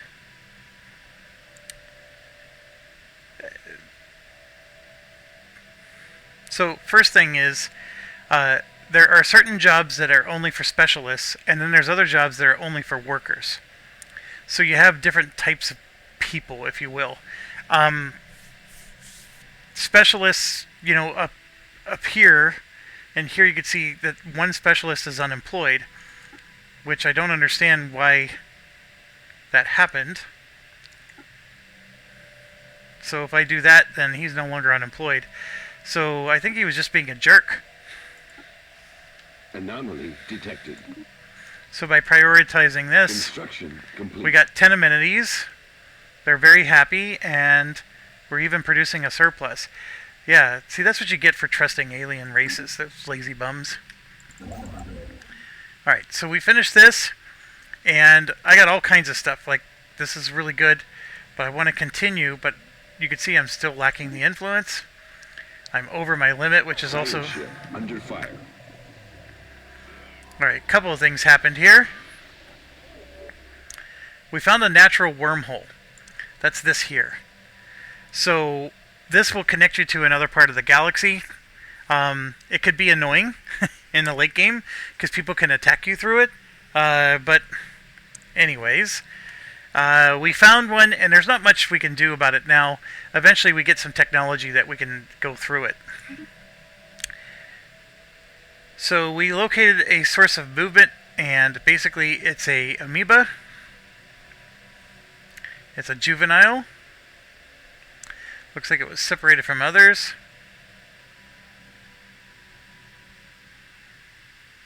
So if we let him follow us, we basically become owners of the lost juvenile, which basically means he'll actually become a ship that fights for us, part of our fleet.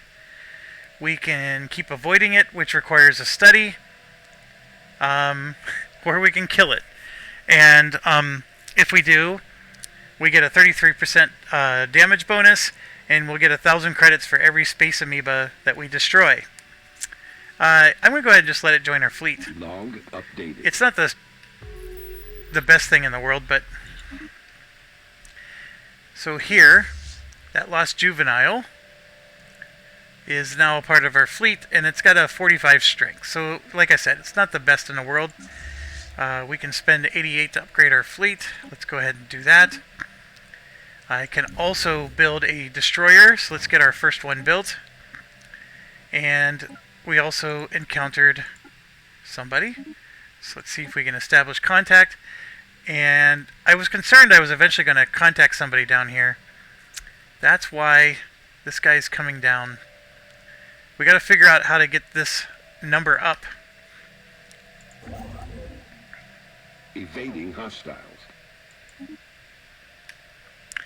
Alright, so the mining core, remember we had cleared this out, but now these mining drones sent a fleet up. So they're not always static, as you can see. We had killed people here, and now they came back. So we got to go and clear it out again.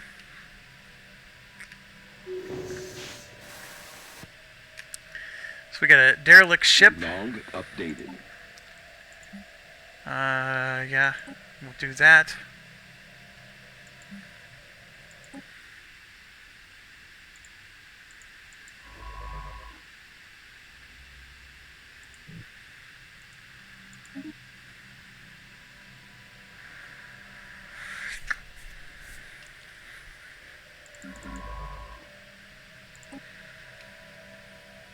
Ships upgraded. I'm going to go ahead and try to clear this out. Well, am I? Yeah. Special project complete. The ship in orbit was not abandoned. The crew is alive but not well. Influenced by some sort of brain parasite. They were easily cured. Yeah, we'll help them. Our presence in the galaxy has not gone by unnoticed. Alright, where are these guys? They're way down here. Okay. Construction complete. Okay, so this is that asteroid I was telling you about. After we finished our mining station, it rotated, destroying the station. So we could try to build it again.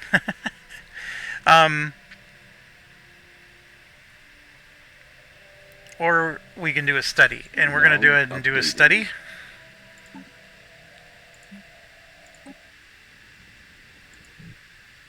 So we need our scientists to come back. This guy way down here. Come up and do a study. And then in the meantime, I'm going to start expanding this way, which I know just took the points away from him.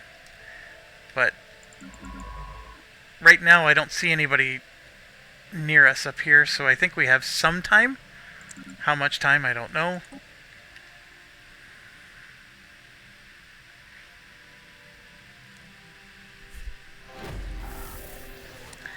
Okay. We decrypted the signal.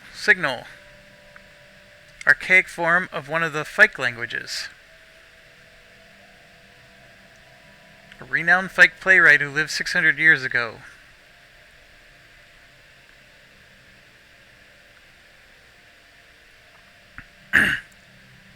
Long before Fikes learnt the secret of space travel. Ancient visitors who took a liking to the play. Wonderful news, we can get 200 Unity. Or we can get Xenophile Ethics Attraction plus 100%. Now this is interesting because, see, these guys are the Xeno Awareness Network. so we could get 100% attraction towards them.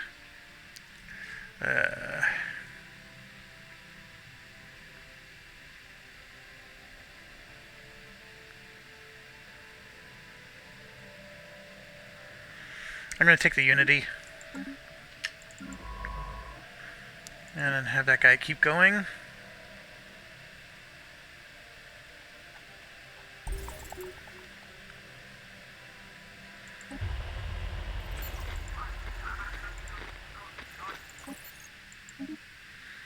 Okay, we found another archaeological site.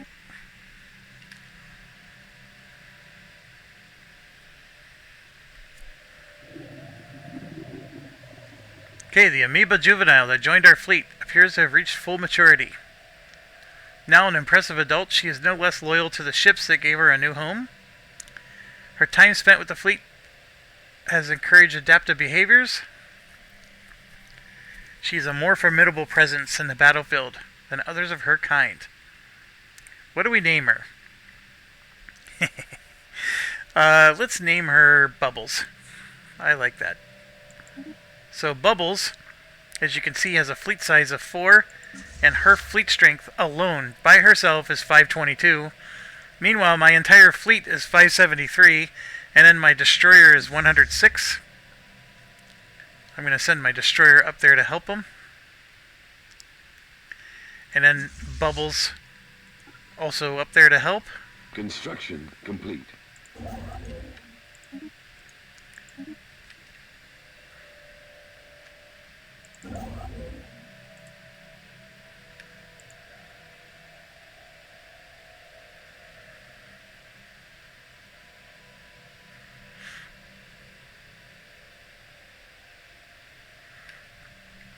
You can see here I have an opportunity to get some more trade. There's a 2 here, a 6 there, a 3 there, a 2 up here. So if I built a starbase here and it had a range of 2, I could get 6, 9, 11. 11's not an awful lot, but it does put a dent in the... Anomaly detected. Survey complete.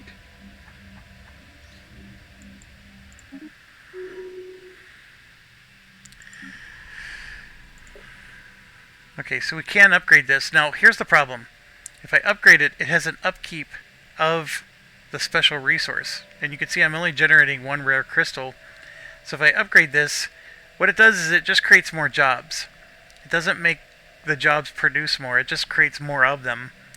And I already have not enough workers for jobs. So it's not... Like, upgrading it would be great if I had unemployment. There's no need to upgrade it yet, because the upgraded building would use strategic resources, which I don't have. This is going to reduce the cost, the influence cost, of a starbase by 10%. Couldn't have come at a better time. So now what that's saying is, instead of it being 70 something, it now only costs 67. And I'll go ahead and do it.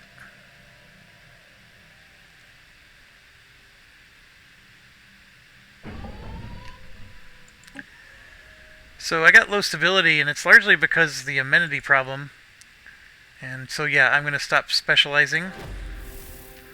That should have fixed that. So they have encryption. I think I explained this before, but I risk angering them if I do this, so I'm going to go ahead and do that. Construction complete. Oh, I'm already here. So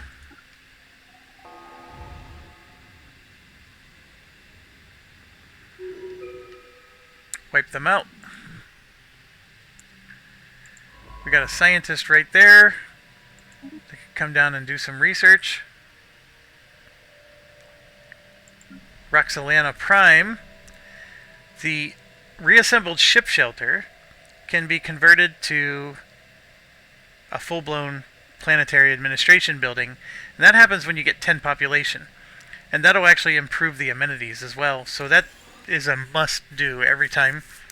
Also, other buildings can't be upgraded or built sometimes until you have one of these.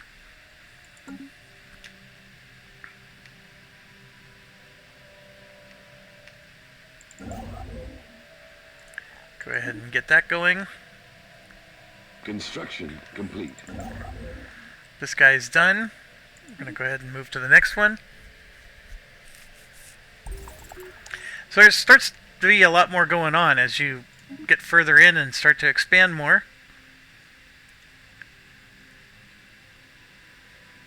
Crunch is the only way to find out what lies below. Oh, yeah, it's saying we found an archaeological site. And that's not a... Anomaly detected. Evading hostiles. More hostiles. Down here now. Okay. Construction complete.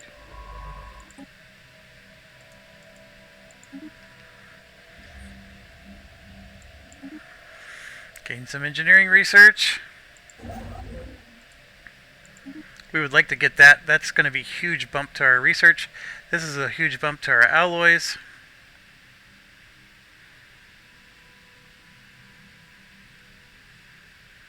Need to get some influence here. Construction complete. Establishing colony. Debris analyzed. Alright, so we finished researching that. This is a hugely important one. This one's very rare. I hardly ever see this one. So many choices. This will improve how many of these we make. I need this because we need to be able to extract resources.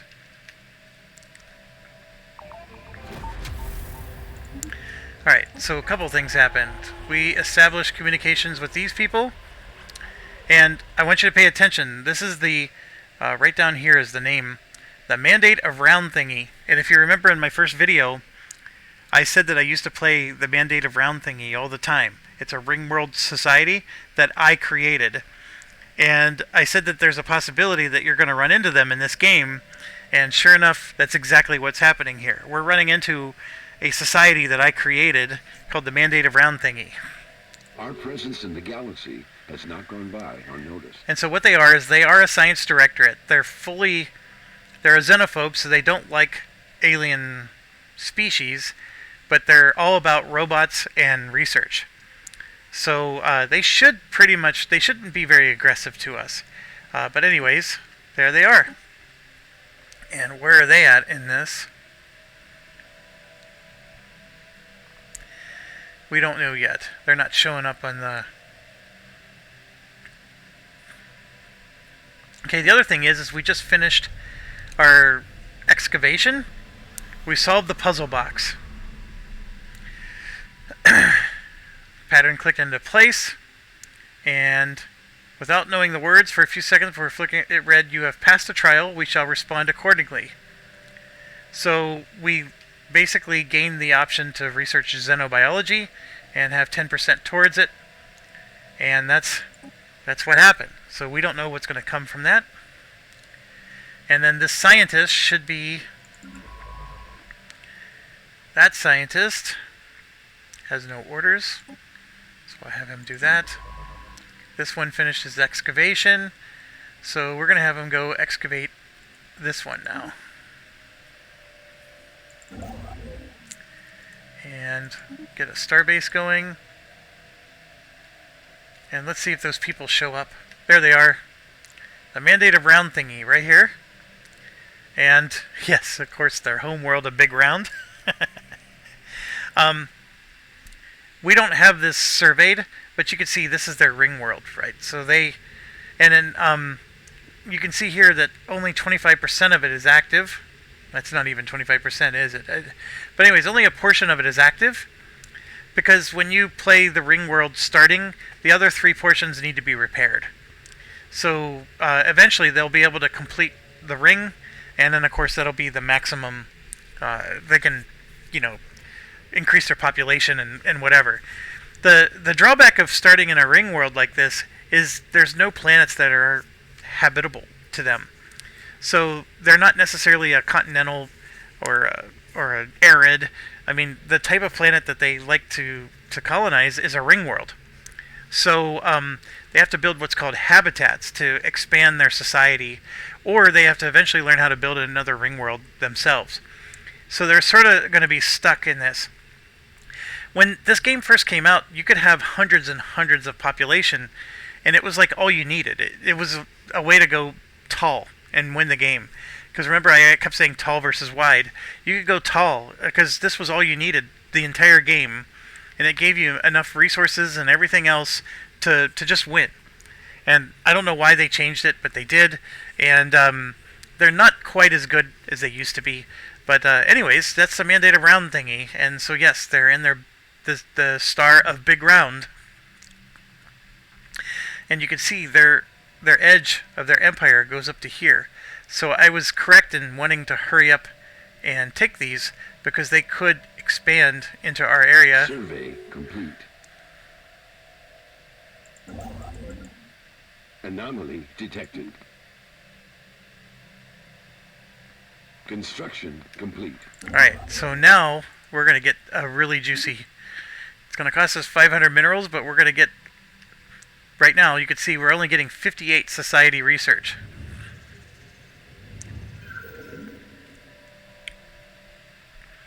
So we found the metal box. Log updated.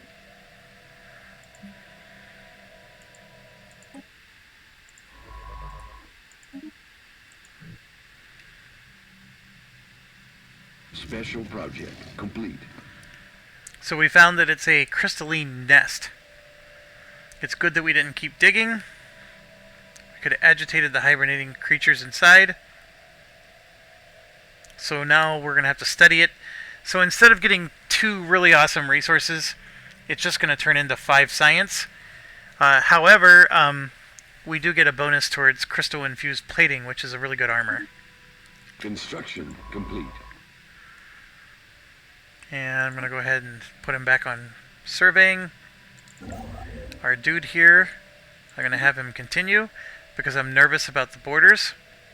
Technically speaking, this is a better border, because I can defend this against both directions.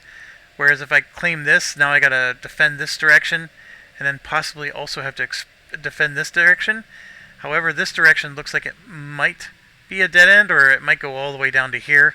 God only knows. We'll find out. The only reason I want to take this is that 12 minerals, and that's a really good resource. Special project complete. The box is a document.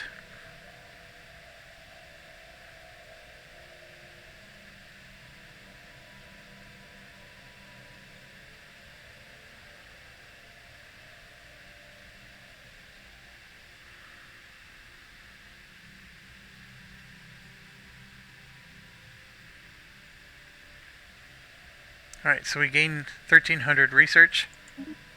Evading hostiles. Hostiles. More of those dang mining things. Boy, they're everywhere up here. So, okay, so you could see here we got our fleet and our destroyer. I'm going to merge them. So now they're all under one. And I don't know if this dude will be able to help me or not, or merge into the fleet. But as you can see, there's no leader for that particular, for Bubbles. But I think we're going to wait for Bubbles, and then together we're going to attack this 777. You can see I'm at 719 without Bubbles, so I think we do need their help. Or we need the help of Bubbles. And I'm going to put him on survey. The research stations have been constructed, so we gained a unity bump. Oh, that's another colonizable world, so is that one. So, yep. Lots of juicy things. Okay, a new building became available. Now, this particular planet, we're building a lot of administrative offices, and we're making it a bureaucratic center. Now, I didn't describe this yet, but the colony designation is picked automatically. But when you have a colony, you can choose it to specialize in something. So, for example, in Agro World, all the farmer output is increased by 25%. So, the game definitely rewards you to have a colony that specializes in one thing. And so, if I had a whole bunch of farming, districts, and it's just a colony filled with tons and tons of farmers, I would want hydroponic farms and all the different farming upgrades built here. And then I could turn this on, and not only does it increase the build speed of farming, but the output of the farmers is boosted by 25%. So I'm maximizing the amount of farming that I'm going to get. Same principle, except this is the technicians, which is the energy. Same principle, but this is for mining. Okay. Now what this one is this is a bureaucratic center, and it's set on automatic, and so it automatically detected this based on how I built my buildings. So a bureaucratic, I think it's at the bottom, the administrative capacity from bureaucrats is increased by 2. And what I'm talking about is this number right here. Bureaucrats make this number go higher, so we could stop being red. And so I get a +2 bonus on that, and then the upkeep to keep those bureaucrats happy, consumer goods and food, is reduced by 10%, and then the ethics, basically what faction they become a part of, the chances of them shifting is reduced by 20%, which means that they're probably going to stay in a ethics faction that benefits me. So it's a bureaucratic center. So what I want to do is I want to just build more bureaucrats. I want this to be a hub of bureaucracy and get this number up, up, up. Now you can see here we have 4 of them right now, and the administration capacity is a +10. So by building this building, that's going to increase it. Bureaucrats' jobs is 2, and that's also 2. I think that's where the 4 is coming from. Now I can upgrade them, and this 2 adds 4 more, which becomes 6. And like I said, I could do that, but I only have 1 rare crystal. It's a risky maneuver. But let's go ahead and do that as well. Special project complete. Okay, a couple things came up. The crew we assigned to work the factory has disappeared, and the pop has gone missing. Or we can say, hey, you know what? We still want that factory. Remember, this is Alien Prime, so they're working. This is the odd factory where it's producing alloys, and it basically just killed one of our workers.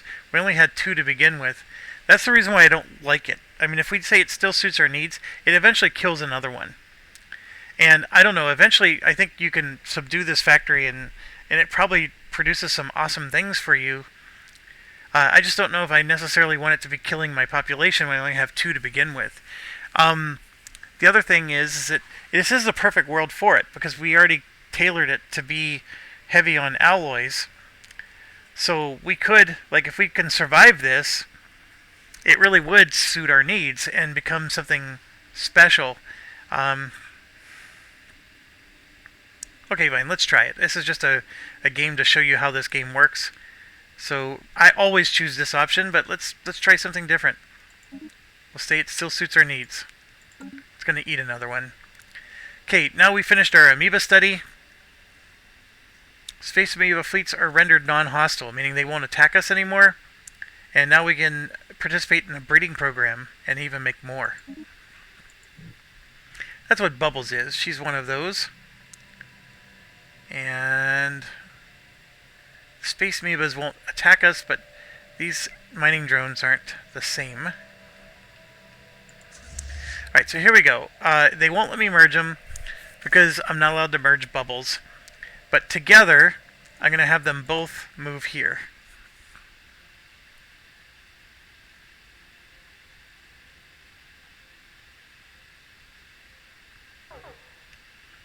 Okay, so our fleet arrived before Bubbles did. So I'm just going to hold back. Oh, they engaged.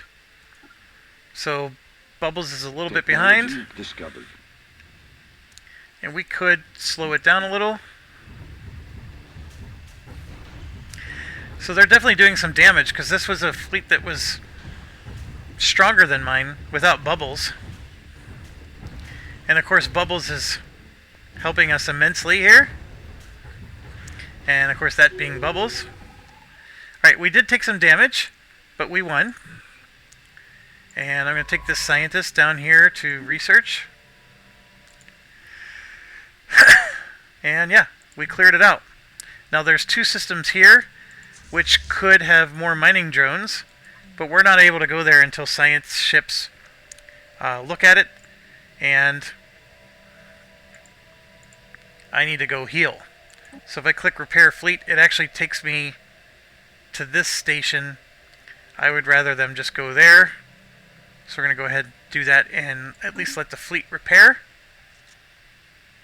And the science ship is in the way. I can't right click on this.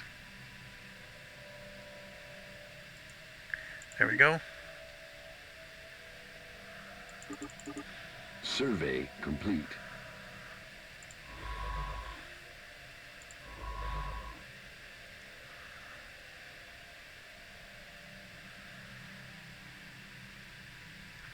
So you can see we got half of this. The research stations are being built to absorb all this. So our science just bumped up to 73 because of this, and it should keep going up. We can increase our capacity by 2. Fleet Academy allows us to have experience in our ships when we build them. And then of course these are 4 golden things that are all available for us anytime we choose to do them. This leader lifespan, our leaders are going to last 10 more years before they die. That's really good, because once you get a nice leader, you don't want to lose them. And I'm not just talking about the electable kind. These are considered leaders too. So like this guy here, we want him to live 10 years longer. Currently, right now, he is 35 years old. Like this guy's 71, he can croak any minute. 84. So if we can get them to live a little bit longer. Technology discovered. Alright, so now we can do motes. This is still a really nice laser for this stage of the game. This will give us more energy for our ships. This one will let us move quicker. I'm going to go ahead and do that one, because we're getting a sprawling... Our empire sort of has long legs to them. So if we want to move our ships to defend a particular region, it'd be nice if they can move a little faster. This guy hasn't been able to do anything, and look, we just found another habitable world. We just don't have enough influence, but we just found out got the ability to mine motes. So there's one here, for example. And since he's doing nothing, I am going to have him come all the way down here and do those. And then just come back.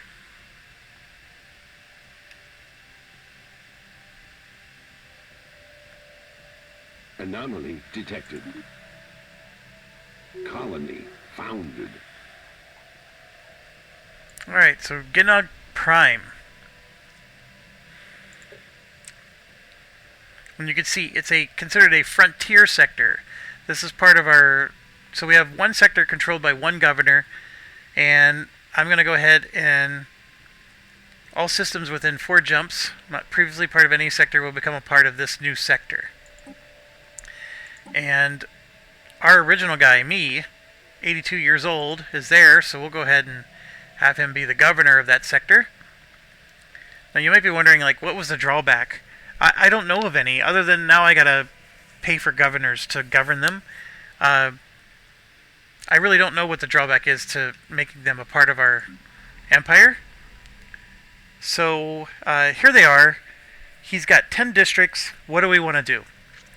This is the part where I think I would love to have him be a mineral empire or a agricultural district, but it stinks. There isn't much. The only thing he has a lot of are these, which we could do. So I think instead what I'm going to do is just make this a balanced one. So we're going to build a couple of those districts. We're going to build all 3 of these, all 2 of those, and then I'm actually going to build 3 energy districts here. And because we do need energy, you can see this number is getting progressively worse. So basically, we built all the districts except for this one. And as far as the buildings go, again, I want a commercial zone to get money. And then for the other one, we're going to go ahead and, I never researched it, but I was going to say we're going to improve our energy production. But I don't have one of those buildings available. So I'm just going to sit tight and wait, and we'll figure out what to build there later. Maybe we'll build a research lab. Alright, so we got these pulsating stars. I'm going to say malfunction, because I would like this. I think if I do this research, some of the planets will have like a bonus. Like I'll get a +4 to engineering or something.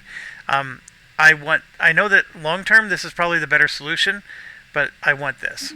Survey complete. Because we have all kinds of stuff to do. There's a continental world here we can colonize. We have this guy down here, who you can see the Cyrillian Confederacy is already down here exploring.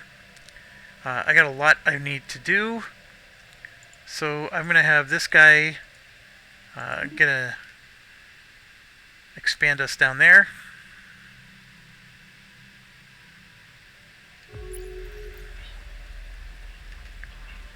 Okay, we found some more mysterious aliens.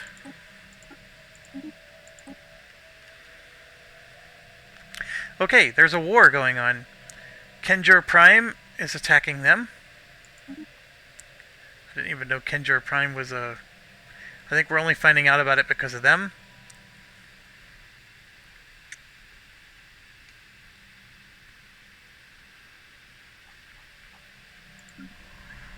Survey complete. So we found dark matter. That's interesting. Where's this eye of Baal at? I know it's going to be a black hole.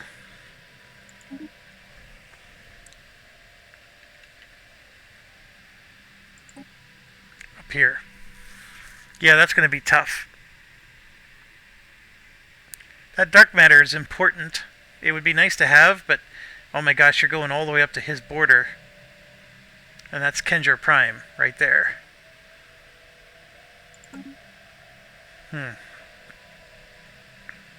Survey complete.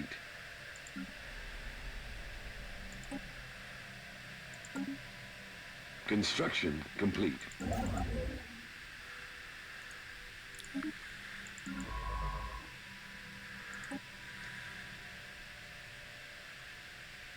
Construction complete.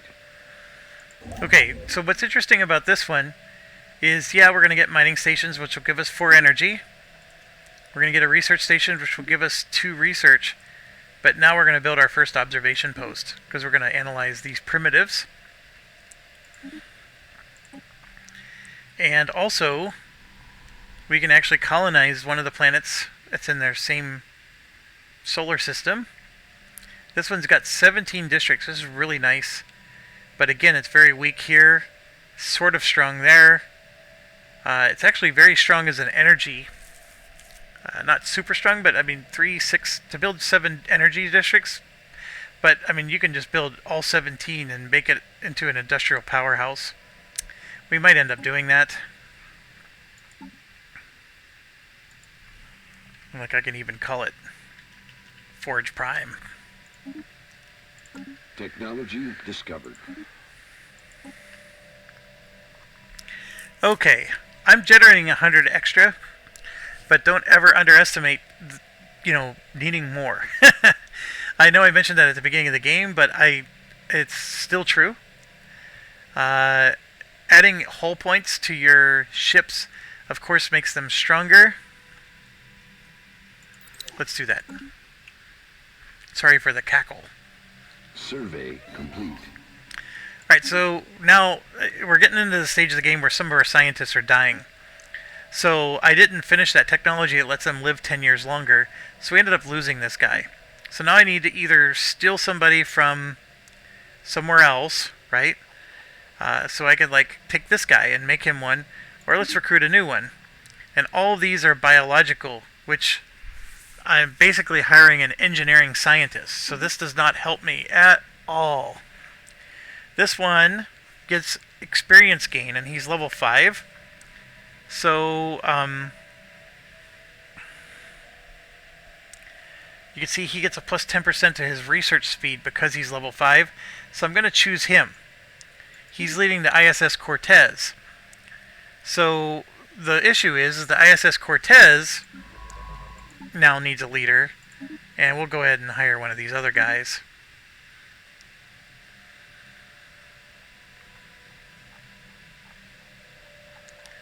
Although this says he's busy commanding the Cortez. I guess I have more than one Cortez.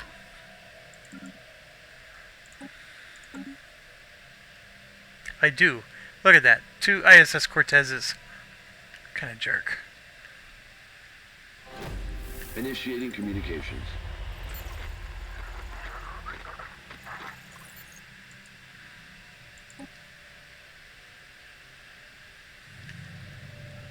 Construction complete. Alright, so we just now met Zurich Corp. This is another one of those neutral trading societies. And Zurich Corp is actually going to be a good one. They're a trader enclave. So these neutral special ones are always going to have purple text. The orange text is always going to be the Roman Empire type stuff.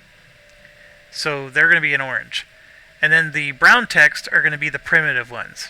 So I hope you're starting to see and then of course the white ones are just your, the people who are the AI players that are playing just like you are.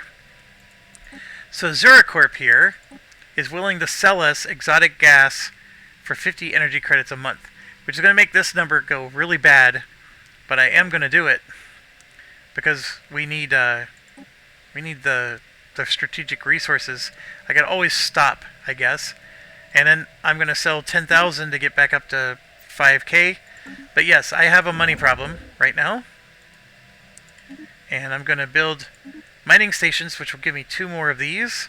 And that's going to be very helpful. And yes, I'm being asked to do a commercial pact. We will get 4. They'll get 4. I'm going to agree, even though it hurts my number up here. This is going to drop to 1.25, but it does give us 4 towards that. And then from a research perspective, this will boost us, so I'm going to agree again, which is going to make our number go down even more. Survey complete. Alright, one of our envoys died, but he'll get replaced. Complete. Construction complete.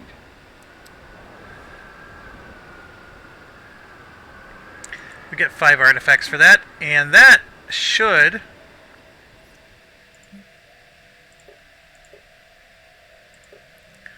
Oh, I'm in the wrong spot. We can get the Secrets of the Cybrex, so I'm going to go ahead and click on this. So we now have a special project that unlocked, and it's going to take 110 months, because it costs 12,000, but I'm going to go ahead and do it, and off we go. And then also,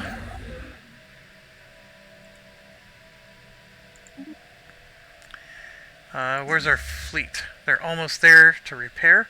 Let's go kill these guys next. Anomaly detected. So we're going to go ahead and repair our fleet. Construction complete. Oh, they did it. They colonized it just as we got here. So I did want to take that because look, they have that special resource there, the row, and then also 12 minerals was fantastic. But they did what I thought they were going to do. And so yeah, so this is going to be our border with them. And if you'll notice, they're actually not very friendly towards us. So it is a pretty important border. So I am going to upgrade that to a starbase. And how important is it to keep colonizing this way. At the moment, it's not. I'm just going to let the scientists explore, which means I can come back up to here and colonize this way. And then this guy, once he's done, we can colonize this way. This is turning into a very important spot. You can see they've already expanded to here. So I may not have enough time. And let's get this going. More hostiles, more ancient mining drones. Holy cow. An alien empire is making contact. So we just met the Flip-Flap, the High Curator.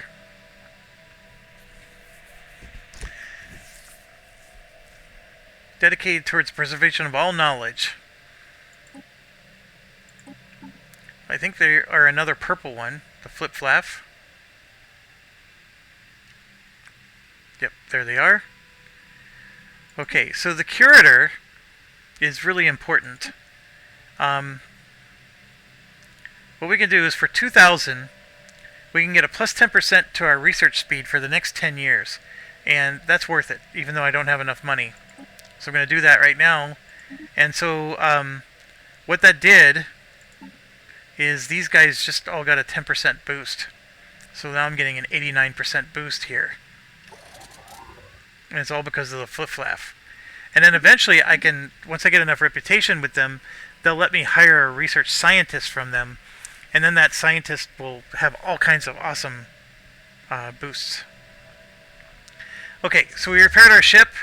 We're going to go and take this thing down and finish our probe quest, which started a long time ago. Leader lifespan plus 10 years. Population growth speed is hard to argue with. I do need this one as well. This building is a nice building. It'll help with the population growth speed. I don't know. It's sort of late. I'm going to go ahead and just take that one. Construction complete. So remember, I let that factory stay alive. A second group of individuals has gone missing.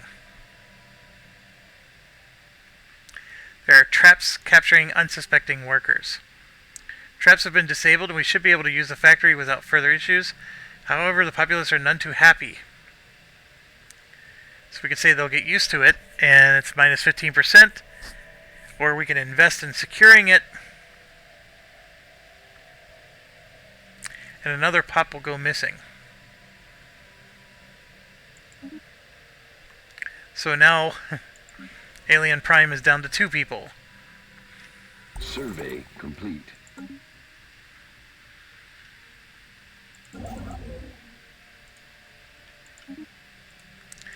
Okay, this observation post, by the way,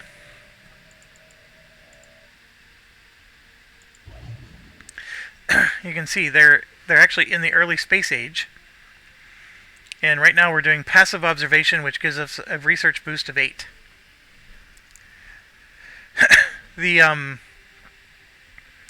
can do aggressive observation, but we have to have certain policies that allow us to do that.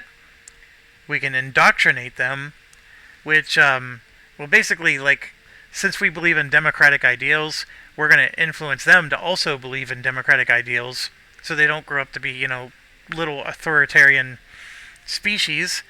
Or we can enlighten them, and what that will do is they will actually become an independent nation, like spacefaring, just like we are. Except when they do become spacefaring like we are, they'll become another civilization at the table, but they will like be in a confederation with us. Like they'll be loyal to us. So basically, we could also do that, and they'll build their own ships. They'll defend their own empire. But the problem is that you know, this territory will become theirs, as will possibly other territory around here, and so you got to be careful. Because there's some really good resources, and like this is a huge research thing, I'm not so sure I want to do that. Speaking of which, you can see the society research just went all the way up to 97 there, so now we're getting a huge bump compared to the 50 we were just at. And then the last one here is we can infiltrate them and basically they will gradually replace the world leaders, and their planet will be annexed by us. So all the options are there.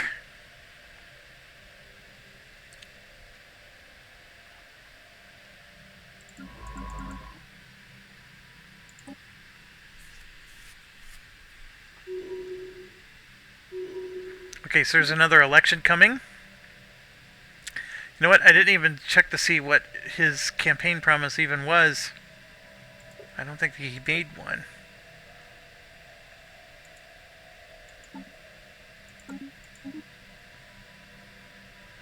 Or maybe he already satisfied it.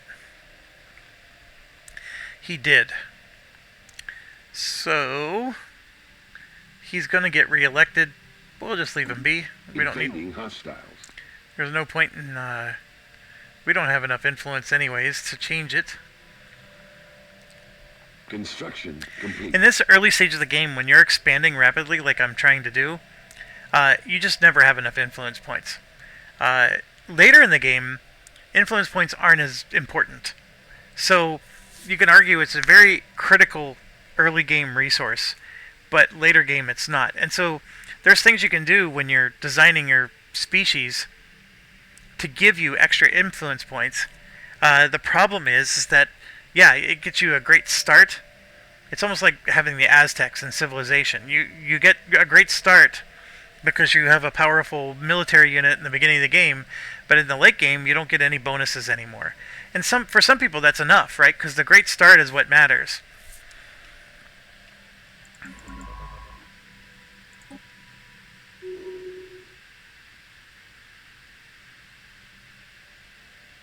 Anomaly detected. Alright, so we found a library.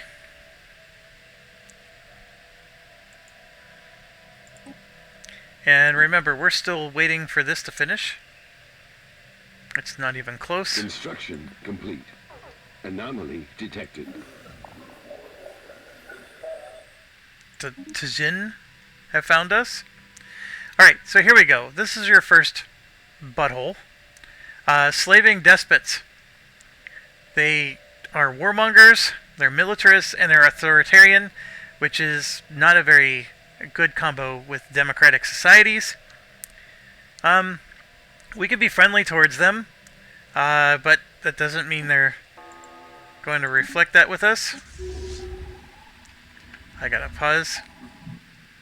Okay, a lot of things happening all of a sudden. Let's see. Tectonic process. An additional 200 credits will be needed. So we can get +4 towards physics, or pay 200 for a 50% chance of something better. We don't have 200 at the moment, but that just means I need to come and sell some resources, which I will. I'm going to give him 200. We discovered another one. These guys are lithoids, and they're fanatic spiritualists. So they could also declare war. I mean, you know, this is a 50-50 thing, but we'll go ahead and be really friendly towards them. Oh, they care little. They're a fallen empire. This is another Roman Empire type of situation. So these are very spiritual, powerful entities, and they could care less about our political maneuvering. So let's figure out where they... Oh, that battle was us getting to our probe. So we found our last probe. We've collected them all. And now we're going to get a boost to our energy and research. And also, that 200 credits that we spent paid off. And now we can terraform that planet. And we got a special project.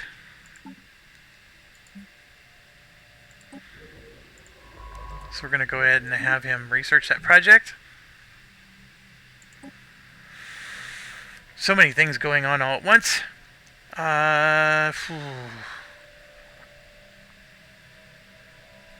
Let's improve our reactor booster. A couple other things. We took our last probe. It was very anticlimactic. Let's go back. We did lose some ships, so we're going to have to replace them. And we have... that guy is returning back to the top. This one... we could take this just so we can finish our border. It's not a priority at the moment. This one is. Here you can get 4 alloys and a strategic resource. So even though it's not expanding us deeper, I am going to do it because that's just so worth having. Special project complete. So let's see. We just terraformed something from barren to arid. And we got a whole bunch of research for that.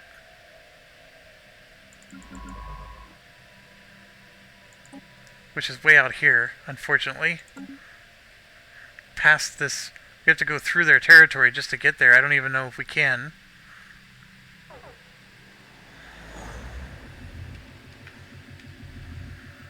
Alright, so these guys want to shell us Trium brand bunk beds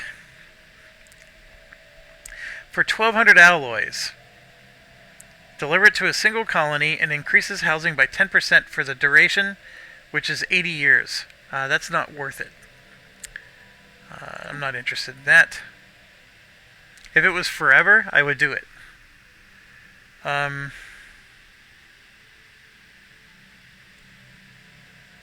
So now it's going to get a +2/+2. This one just flat out gave us a technology, the ion thrusters. Technology discovered. That's awesome. It was a 4,000 worth technology. Very happy about that. We're sitting on just 49 influence, so I'm going to let that sit. Here, a new building became available. See, this only has 8 zones.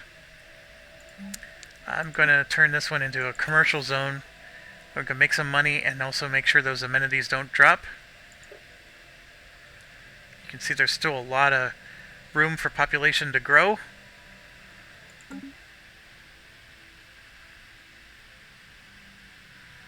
Initiating communications.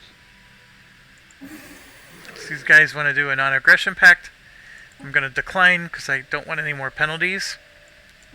These guys close their border with us. Not surprised.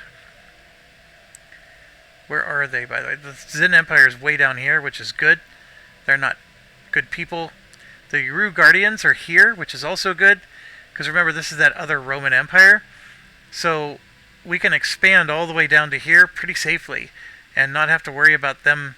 They're not going to be expanding at all. Those fallen empires don't expand anymore. They're satisfied with where they're at. The Mandate Around thingy, as you saw, expanded aggressively.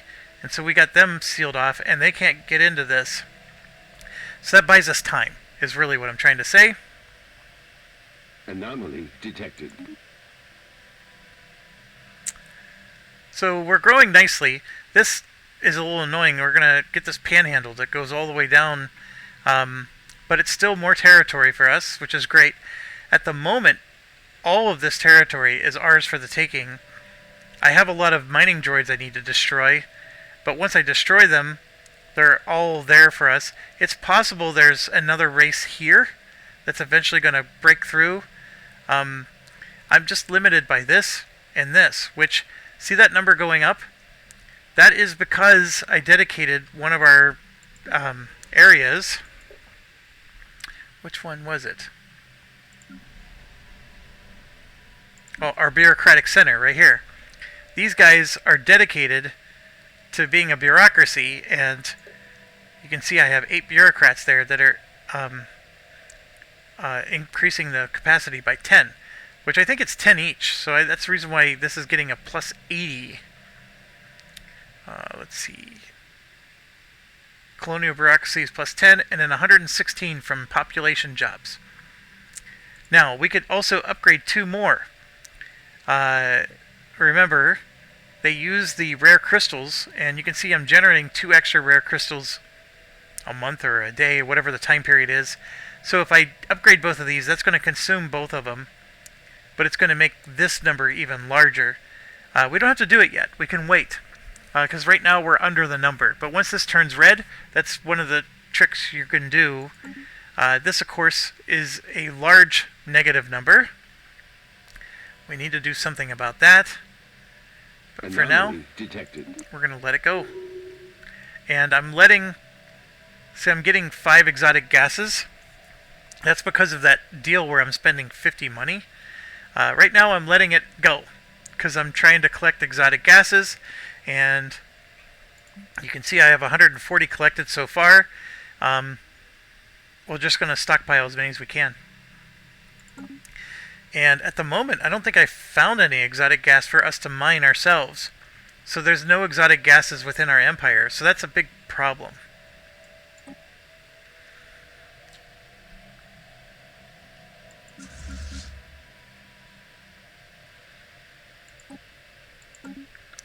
Alright, so we're going to have that get upgraded. Also, my station, I'm going to build 2 more destroyers. I wanted to also build a starhold.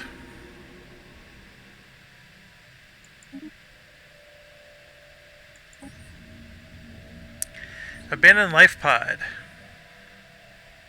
So we got a bunch of society research from that. Let's get this going.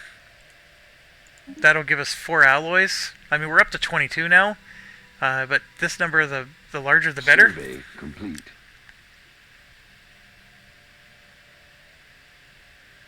So this civilization is now fully industrialized. So they moved from early industry, I think it was early steam or something. Continue to watch. A caravan entered the orbit for what should have been a brief courtesy visit. Open air market. Many bonds were forged. So we just got some money. That's great because we're losing a lot of money. Yep, I'm still doing nothing with him. Detected. I apologize. There's so much going on that sometimes I click on things. Like I see this and I'm like, okay, who's that? And yeah, I'm choosing to do nothing, but I always check on things to make sure.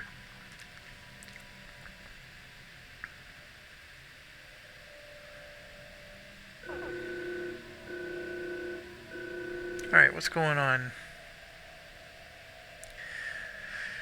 Okay, an asteroid is going to crash. It's going to impact the planet's northern hemisphere with enough force to cause an extinction level event. It's going to condemn the Kavarian civilization to certain death. And it's considered a hostile fleet. And the Kavarian civilization is this one. So basically, this is going to crash into that. Now, I have some military power here, but I don't think it reaches far enough to hit this. Like, the range isn't enough. And I don't have any military forces nearby to help. So, basically, I'm stuck just watching this happen. Now, even an outpost can build defensive platforms, which I could do, but it's going to take 120 days, and I don't think that's going to finish in time.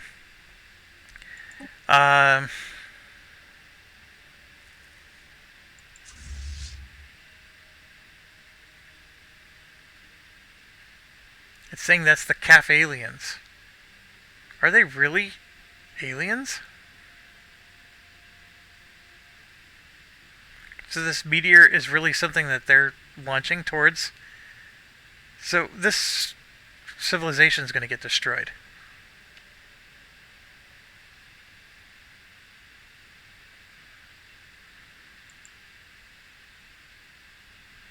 It's got 9,000 health.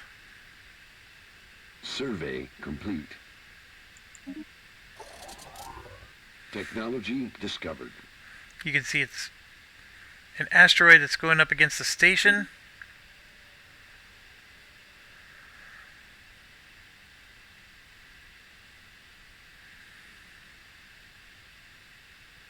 So we could try to restore an alien to life, an ice alien. or get the influence. I'm going to take the influence. Sometimes restoring an ice alien to life, like he might have some special abilities, but then he's a part of your society and you gotta please him. And anyways, yeah, that's so annoying in a democracy. Okay.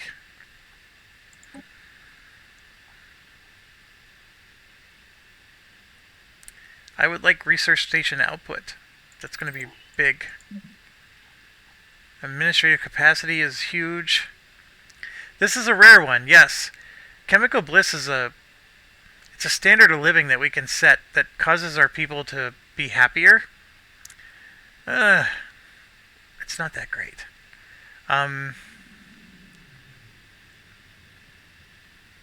This one is always here, so I don't have to worry about. So really, the decision is do I take the chemical bliss because it's rare and it won't appear that often? I feel like it appears all the time.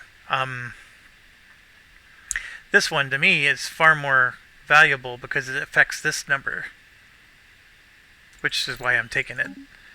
Okay, yeah, so this thing is coming in. Actually, we might be lucky. I didn't pay enough attention, but I think this is going to crash into our observation post, which just means I'm going to lose this. If it crashes into this planet, these people are going to die.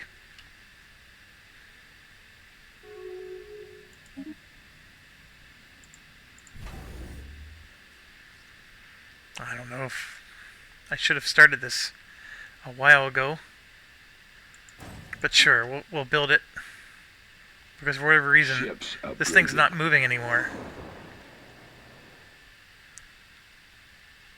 And the months following the party with the Vengrel, some of the bonds formed were closer than expected. So we got a new species that's a crossbreed of Vengrel and Fyke. Alright, so what do we got? We got Vengrel, which looks like that.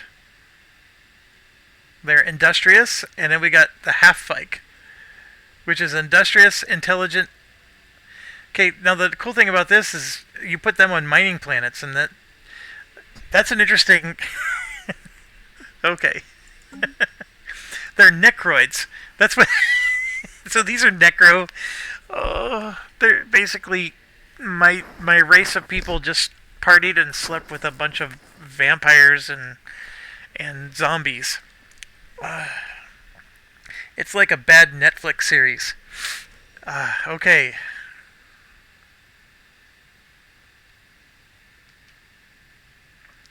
This asteroid. Oh, there we go. It's now within range, and you can see we're shooting at it. Anomaly detected.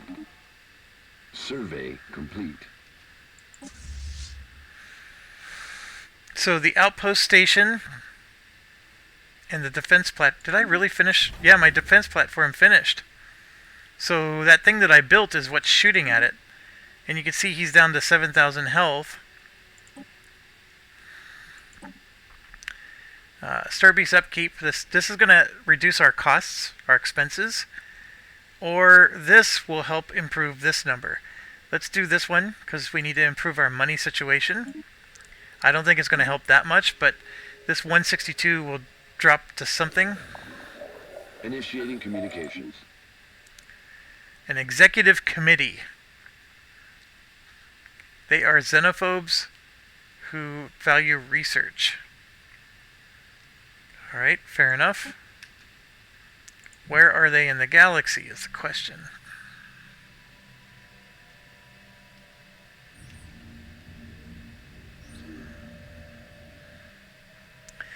So we just gained... We found some nanites.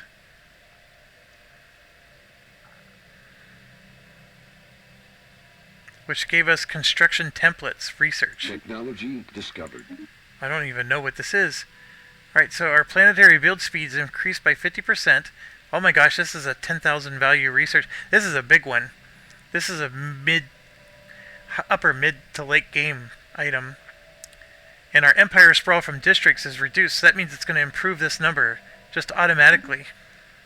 Yep, that number got slightly better. And this number got slightly better. Sure, we'll agree to an embassy. This asteroid still getting pounded. It's not really moving. That's what's so interesting about the asteroid. We're gonna get this thing lickety-split.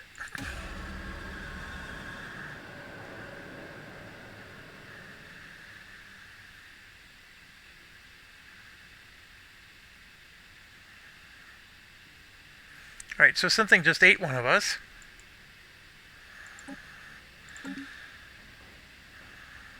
Construction complete. Technology discovered.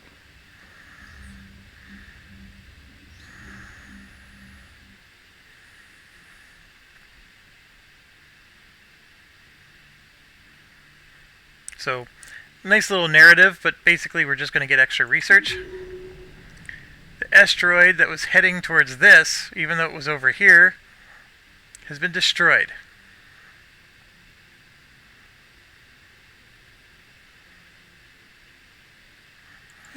So we saved them from extinction. Very interesting. Usually when I get those events, those asteroids collide so fast, I can't even intervene in time. So I don't know what happened there, but now this was that building I was looking for. I thought we could build one time, and then of course it hasn't been built yet, or we haven't discovered it yet. This is an upgrade to our research laboratories, which the one thing my son criticizes me on is I wait too long to build research labs. Because, you know, research is king, so why not build more research labs? And my answer to him is always because I have negative numbers up here. And, anyways, he does a pretty good job. He would tell you to research this right now. I don't know if I necessarily just... Yeah, that's what we gotta do.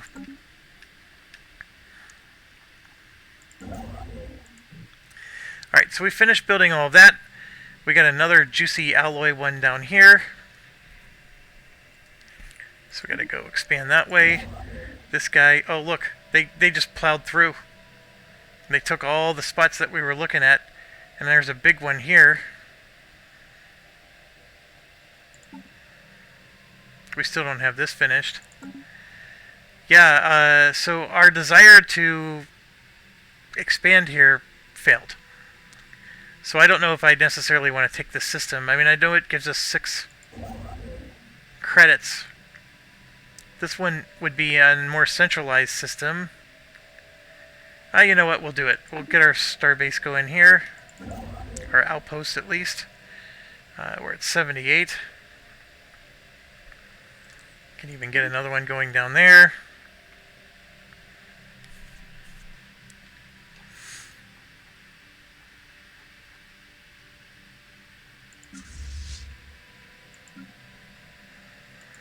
We're going to merge those fleets. Survey complete. Okay, so I'm going to go ahead and upgrade those. A coffin. It's flying through space. We can let it continue its course and get 2,000 research. Or we can open the coffin and study the corpse and then get more balanced research amongst all three. I'm going to take the balanced. Ships upgraded. Genog Prime, as you can see, is going to generate another generator district. It has 3 empty buildings. I think we said we were going to make these a more balanced, which means I want to build research labs, but I can't do that until my population is 10 and this gets converted. It's because it's saying you need a planetary administration. This needs to be a planetary administration, which requires population of 10. So what can I do in the meantime? Well, one of the things I can do is this little monument here will convert consumer goods into Unity, which will help, you know, this situation, because I'm only generating 33 Unity, which is pretty poor. I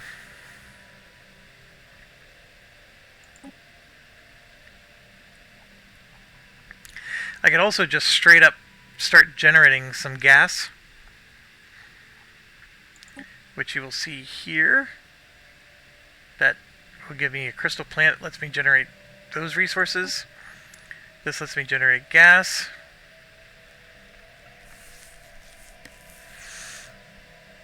Yeah, let's do that. Let's do one of those. And yes, I want to get some research labs going. I just can't yet.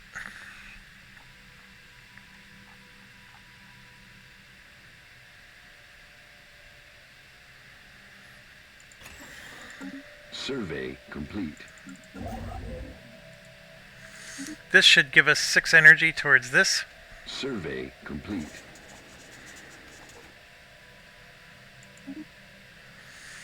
So we found a theocratic dictatorship. They are orange, so this is another fallen Roman Empire style things. They do like talking to us. Unlike the other ones, these ones actually are interacting with us. Initiating communications. Oh, I don't think... Are they really a fallen... There's the Euro.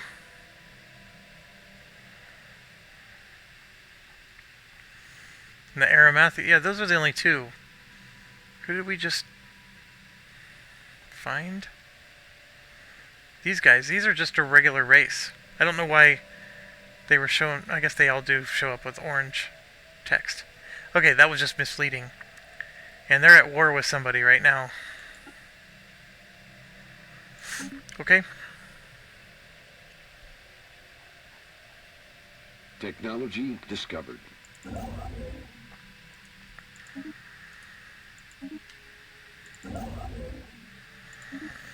Administrative capacity goes up.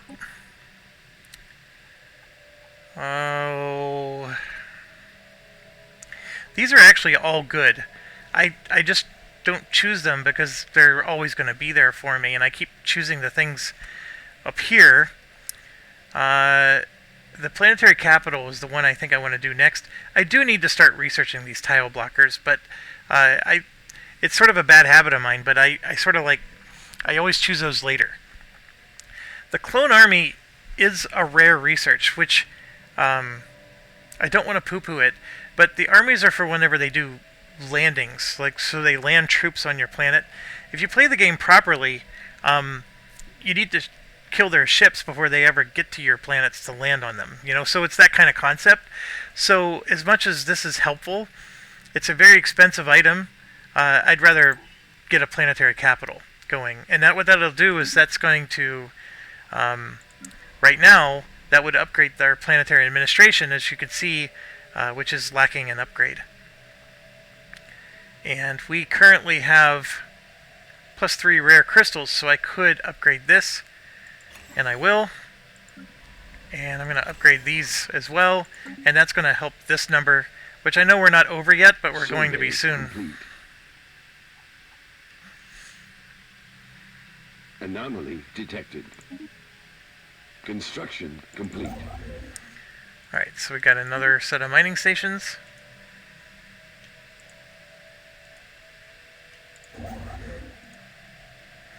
We're still lacking.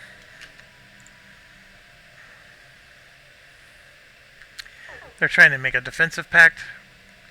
Okay, we're out of consumer goods. If we let this stay like this, we would get into massive trouble.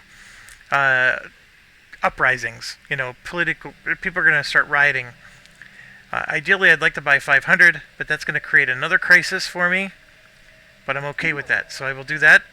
And now I need to fix the money problem. And we got plenty of food right now, so we're going to go ahead and sell some food. And then we bought ourselves some more time. Now, why aren't we making enough? That's a good question. This is an industrial world, which makes our upkeep lower. We could change it to a factory world, but all that does is make the upkeep low. It doesn't change the output. We can do a refinery world. Oh, that's different. That's going to make our strategic resource production better.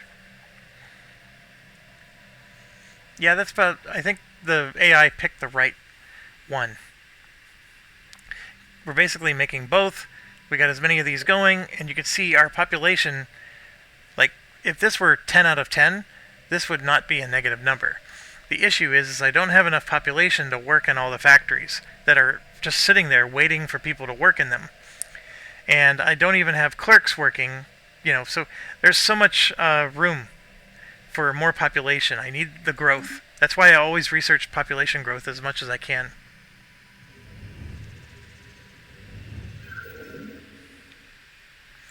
Alright, so we found another primitive race. Okay, what time is it? I know I'm pushing close to 3 hours on this video. I will actually do another 30 minutes, and then I actually have to go for other commitments. I'm having fun. This is actually a good game. And in fact, we got an excellent start. I mean, I'm a little worried about mandated round thingy. I'm worried about this Kenjor Prime. But everybody else is friendly to us. So, speaking of which, we need to get a starbase going.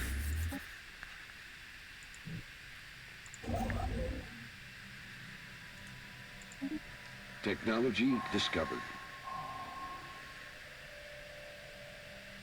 So we have a tree going. I don't remember this event with a tree. Let's research it.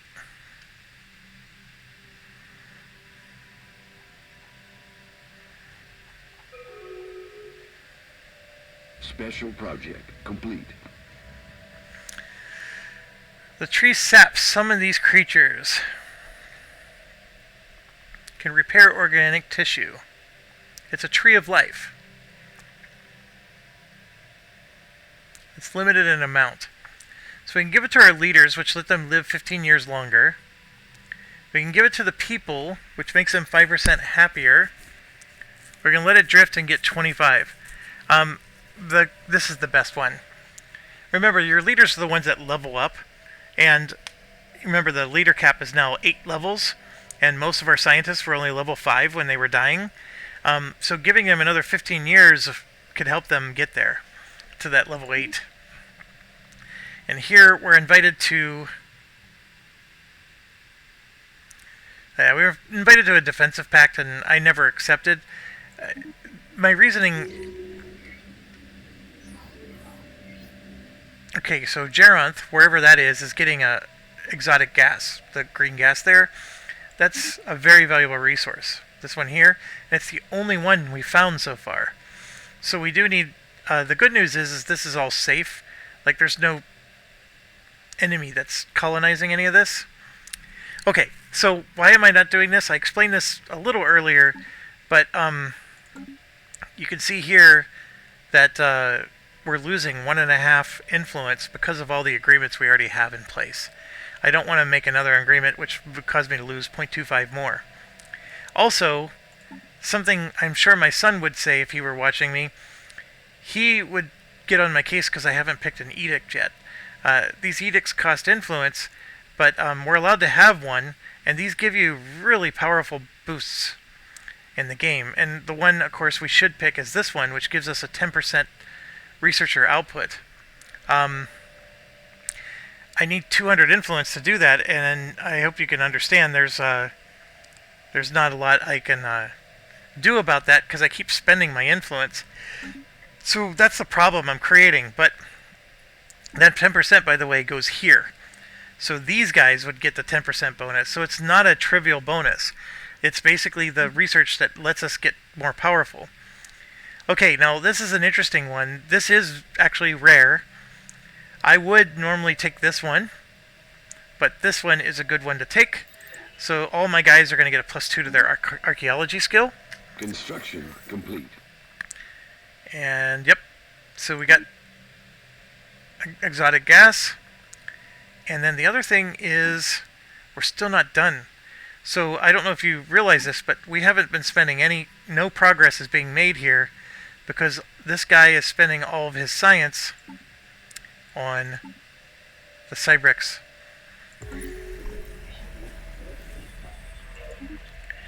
So now we just ran into... These are aquatic species.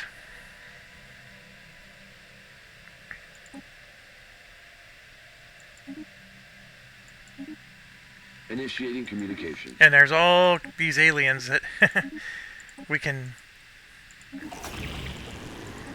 So we're going to go ahead and see where they show up.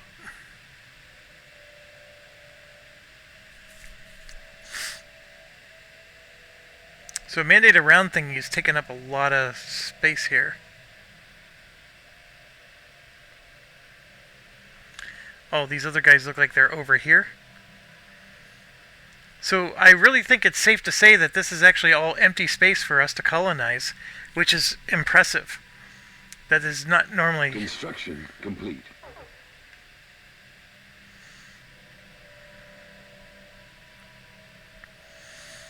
So we've got our colony here.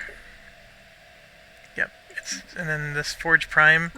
Survey complete.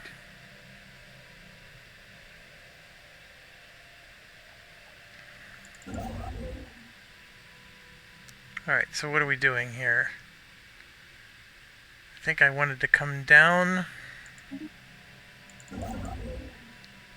This one, yeah, we're out of influence, but that would give us 5 money. This guy, we're going to let him keep going. And yeah, that's 14 resources is nice. And you can see there's the Guardians. So yeah, basically, although I think they expanded, these Guardians did. So maybe I really do want to take these territories before he gobbles it all up. We're going to get a... Evading hostiles. More hostiles. Another mining station. Construction. Oh, they keep running into the same guy. Don't be so dumb, guys. Okay, there's some really good ones here. This one is an amazing one, but it's expensive. Given my current amount of research that I do, of 116, that would take a while. Like I said, these are all good. This one, I don't know why I keep ignoring it, but I'm not going to build one. I think that's why I don't bother. See, this came back again. It just seems to come back a lot for it being rare. It doesn't feel very rare.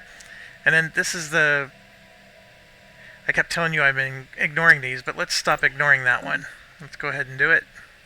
Initiating communications. It costs money to clear districts, and I don't have a lot of money, as you can see, so that's part of the reason why I've been ignoring it. Alright, our colony's in place. We need more of these, right? It's called Forge Prime for a reason. Construction complete.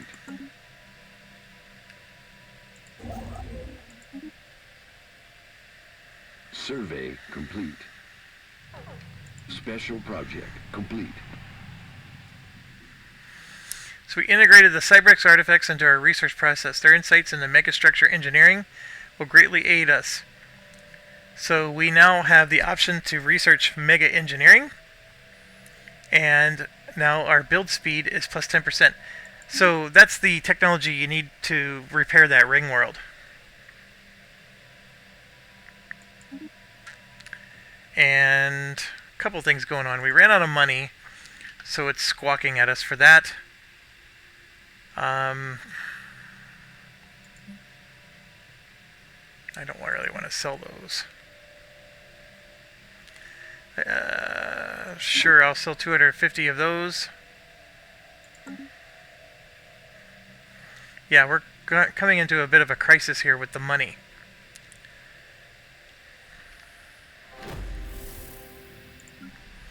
I also need minerals, but we'll get enough of those soon enough.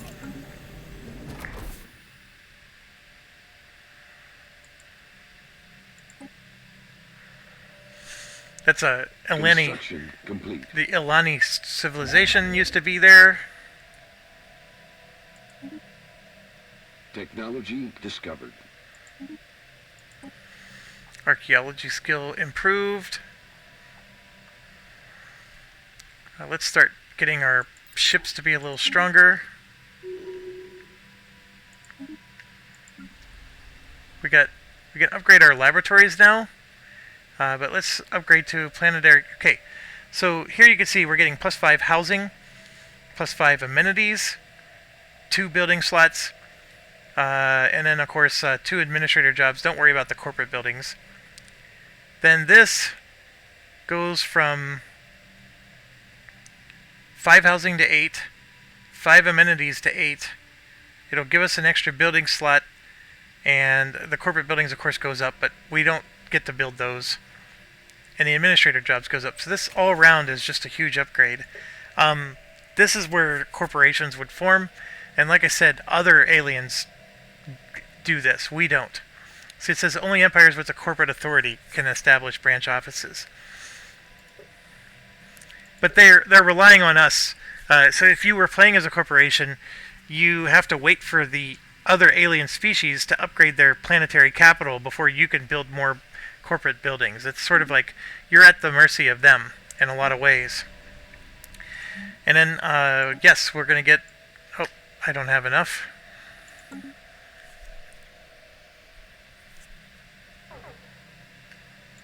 Another one. Holy cow. Survey complete. And yet another one. All these mining droids are everywhere. Technology discovered.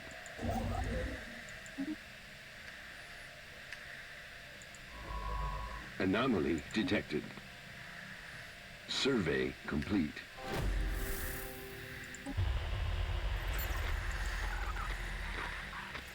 That's a cool looking alien. Okay, so we just researched... Oh, this is so important. Actually, both of these are. You want more amenities, for the buildings you currently have. You also want crime to go down. Those are both critical, but this one right now is huge. That makes this 4 turn into a 5. Faction influence gain +1. And then also understand that I get a 90% bonus to faction influence. So that's a big deal. And I go ahead and sell 1,000 food. Alright, so we can expand a planet to have better detection, or we can get encryption +1, which means enemy spies will have a harder time infiltrating us. I don't know what Paradox was thinking, but the enemy doesn't really use spying very effectively. So when you're playing against the AI, you can almost like ignore it. So I'm going to just improve our sensors.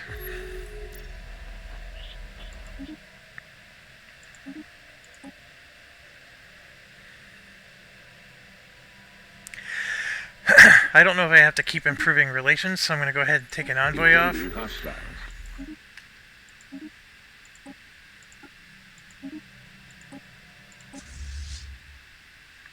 Ooh. This is not good. Whatever these things are.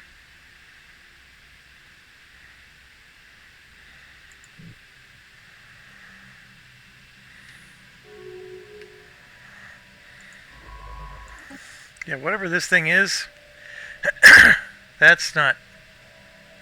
Survey complete.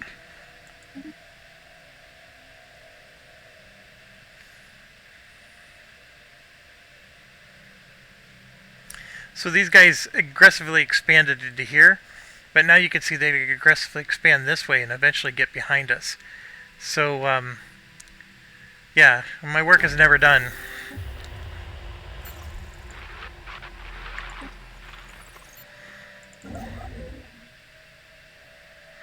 We're still only at 61. So I'm just waiting and waiting.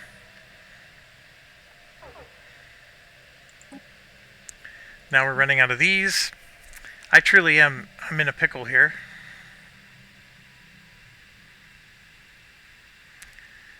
Yeah.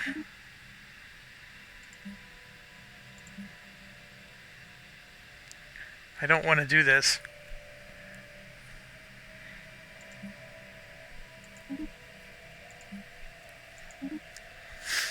This is going to be the most detrimental, is this part here. Ideally, you want this to be a positive number so you could sell consumer goods, and by selling consumer goods, you never have to worry about your money.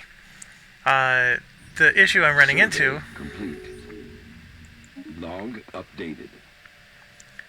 is this planet here is just not making enough. Now what I could do is click on this to prioritize that, and I just see they're a little bit more, the stability goes down, but see, I just fixed it.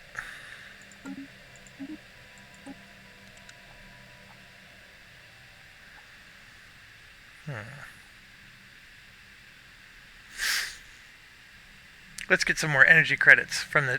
We do have technicians, even though we don't have a lot of specialization on it.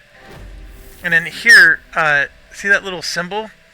That's showing that these blockers, like if I had enough money, I could actually create another district and turn this into a rugged woods, for example.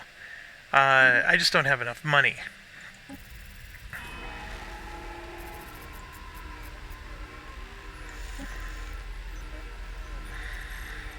Survey complete. Alright, so we finished contacting them. We finished contacting them. Another democracy.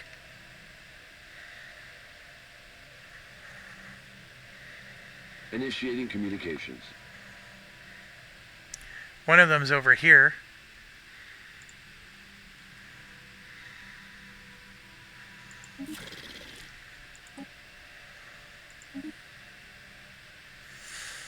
See, if we successfully connect with them, we get influence, which is why I tend to, get aggressive about that. We're at $9.99, which I've been using to sell. One of the things I want to do is start upgrading the defense platforms in case we get attacked. The fact that I have a positive here and a positive here now, it's helpful. I am running out of money again, but I can, for example, do that, string it along a few more months. Yeah, I just got to get out of this hole. I'm sweating a little bit. And then our capital has some upgrades to our research labs that we can do. It doubles the number of research jobs available. And we are maxed out on our jobs here. But there's no unemployment, so again, it's one of those things. Now what? Wow. Okay, so I think part of the reason why there's no alien race here is because these mining drones are just like a part of the... Whenever the game made the map, there's always like a section that's just littered with these, and we happen to be next to one. It's a little annoying.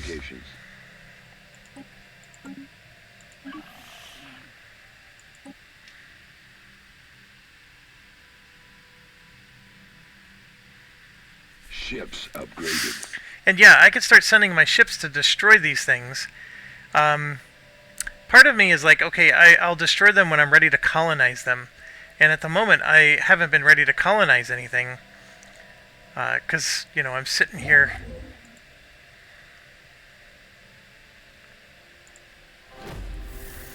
without enough influence. Here we go. We just got 35 influence for this one. Our presence in the galaxy has not gone by unnoticed. So this is like a Shakespeare. Traveling Shakespeare. Think of it that way.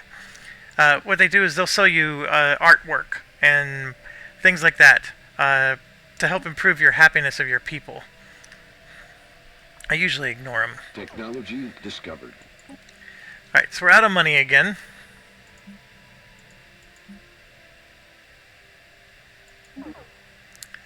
Let's buy a few more months. Construction complete. This one has some nice strategic resources. So let's go get that. We do have enough to build another one. So I'm going to go ahead and move him down. Technology discovered.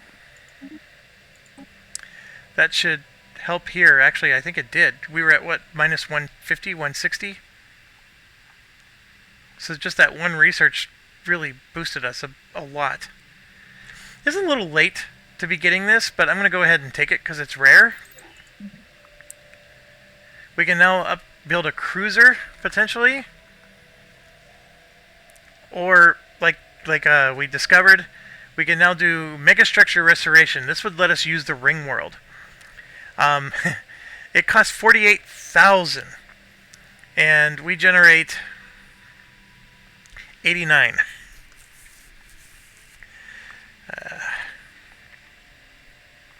Well, the good news is it'll be there for us later. Let's get the gas refineries. Anomaly detected.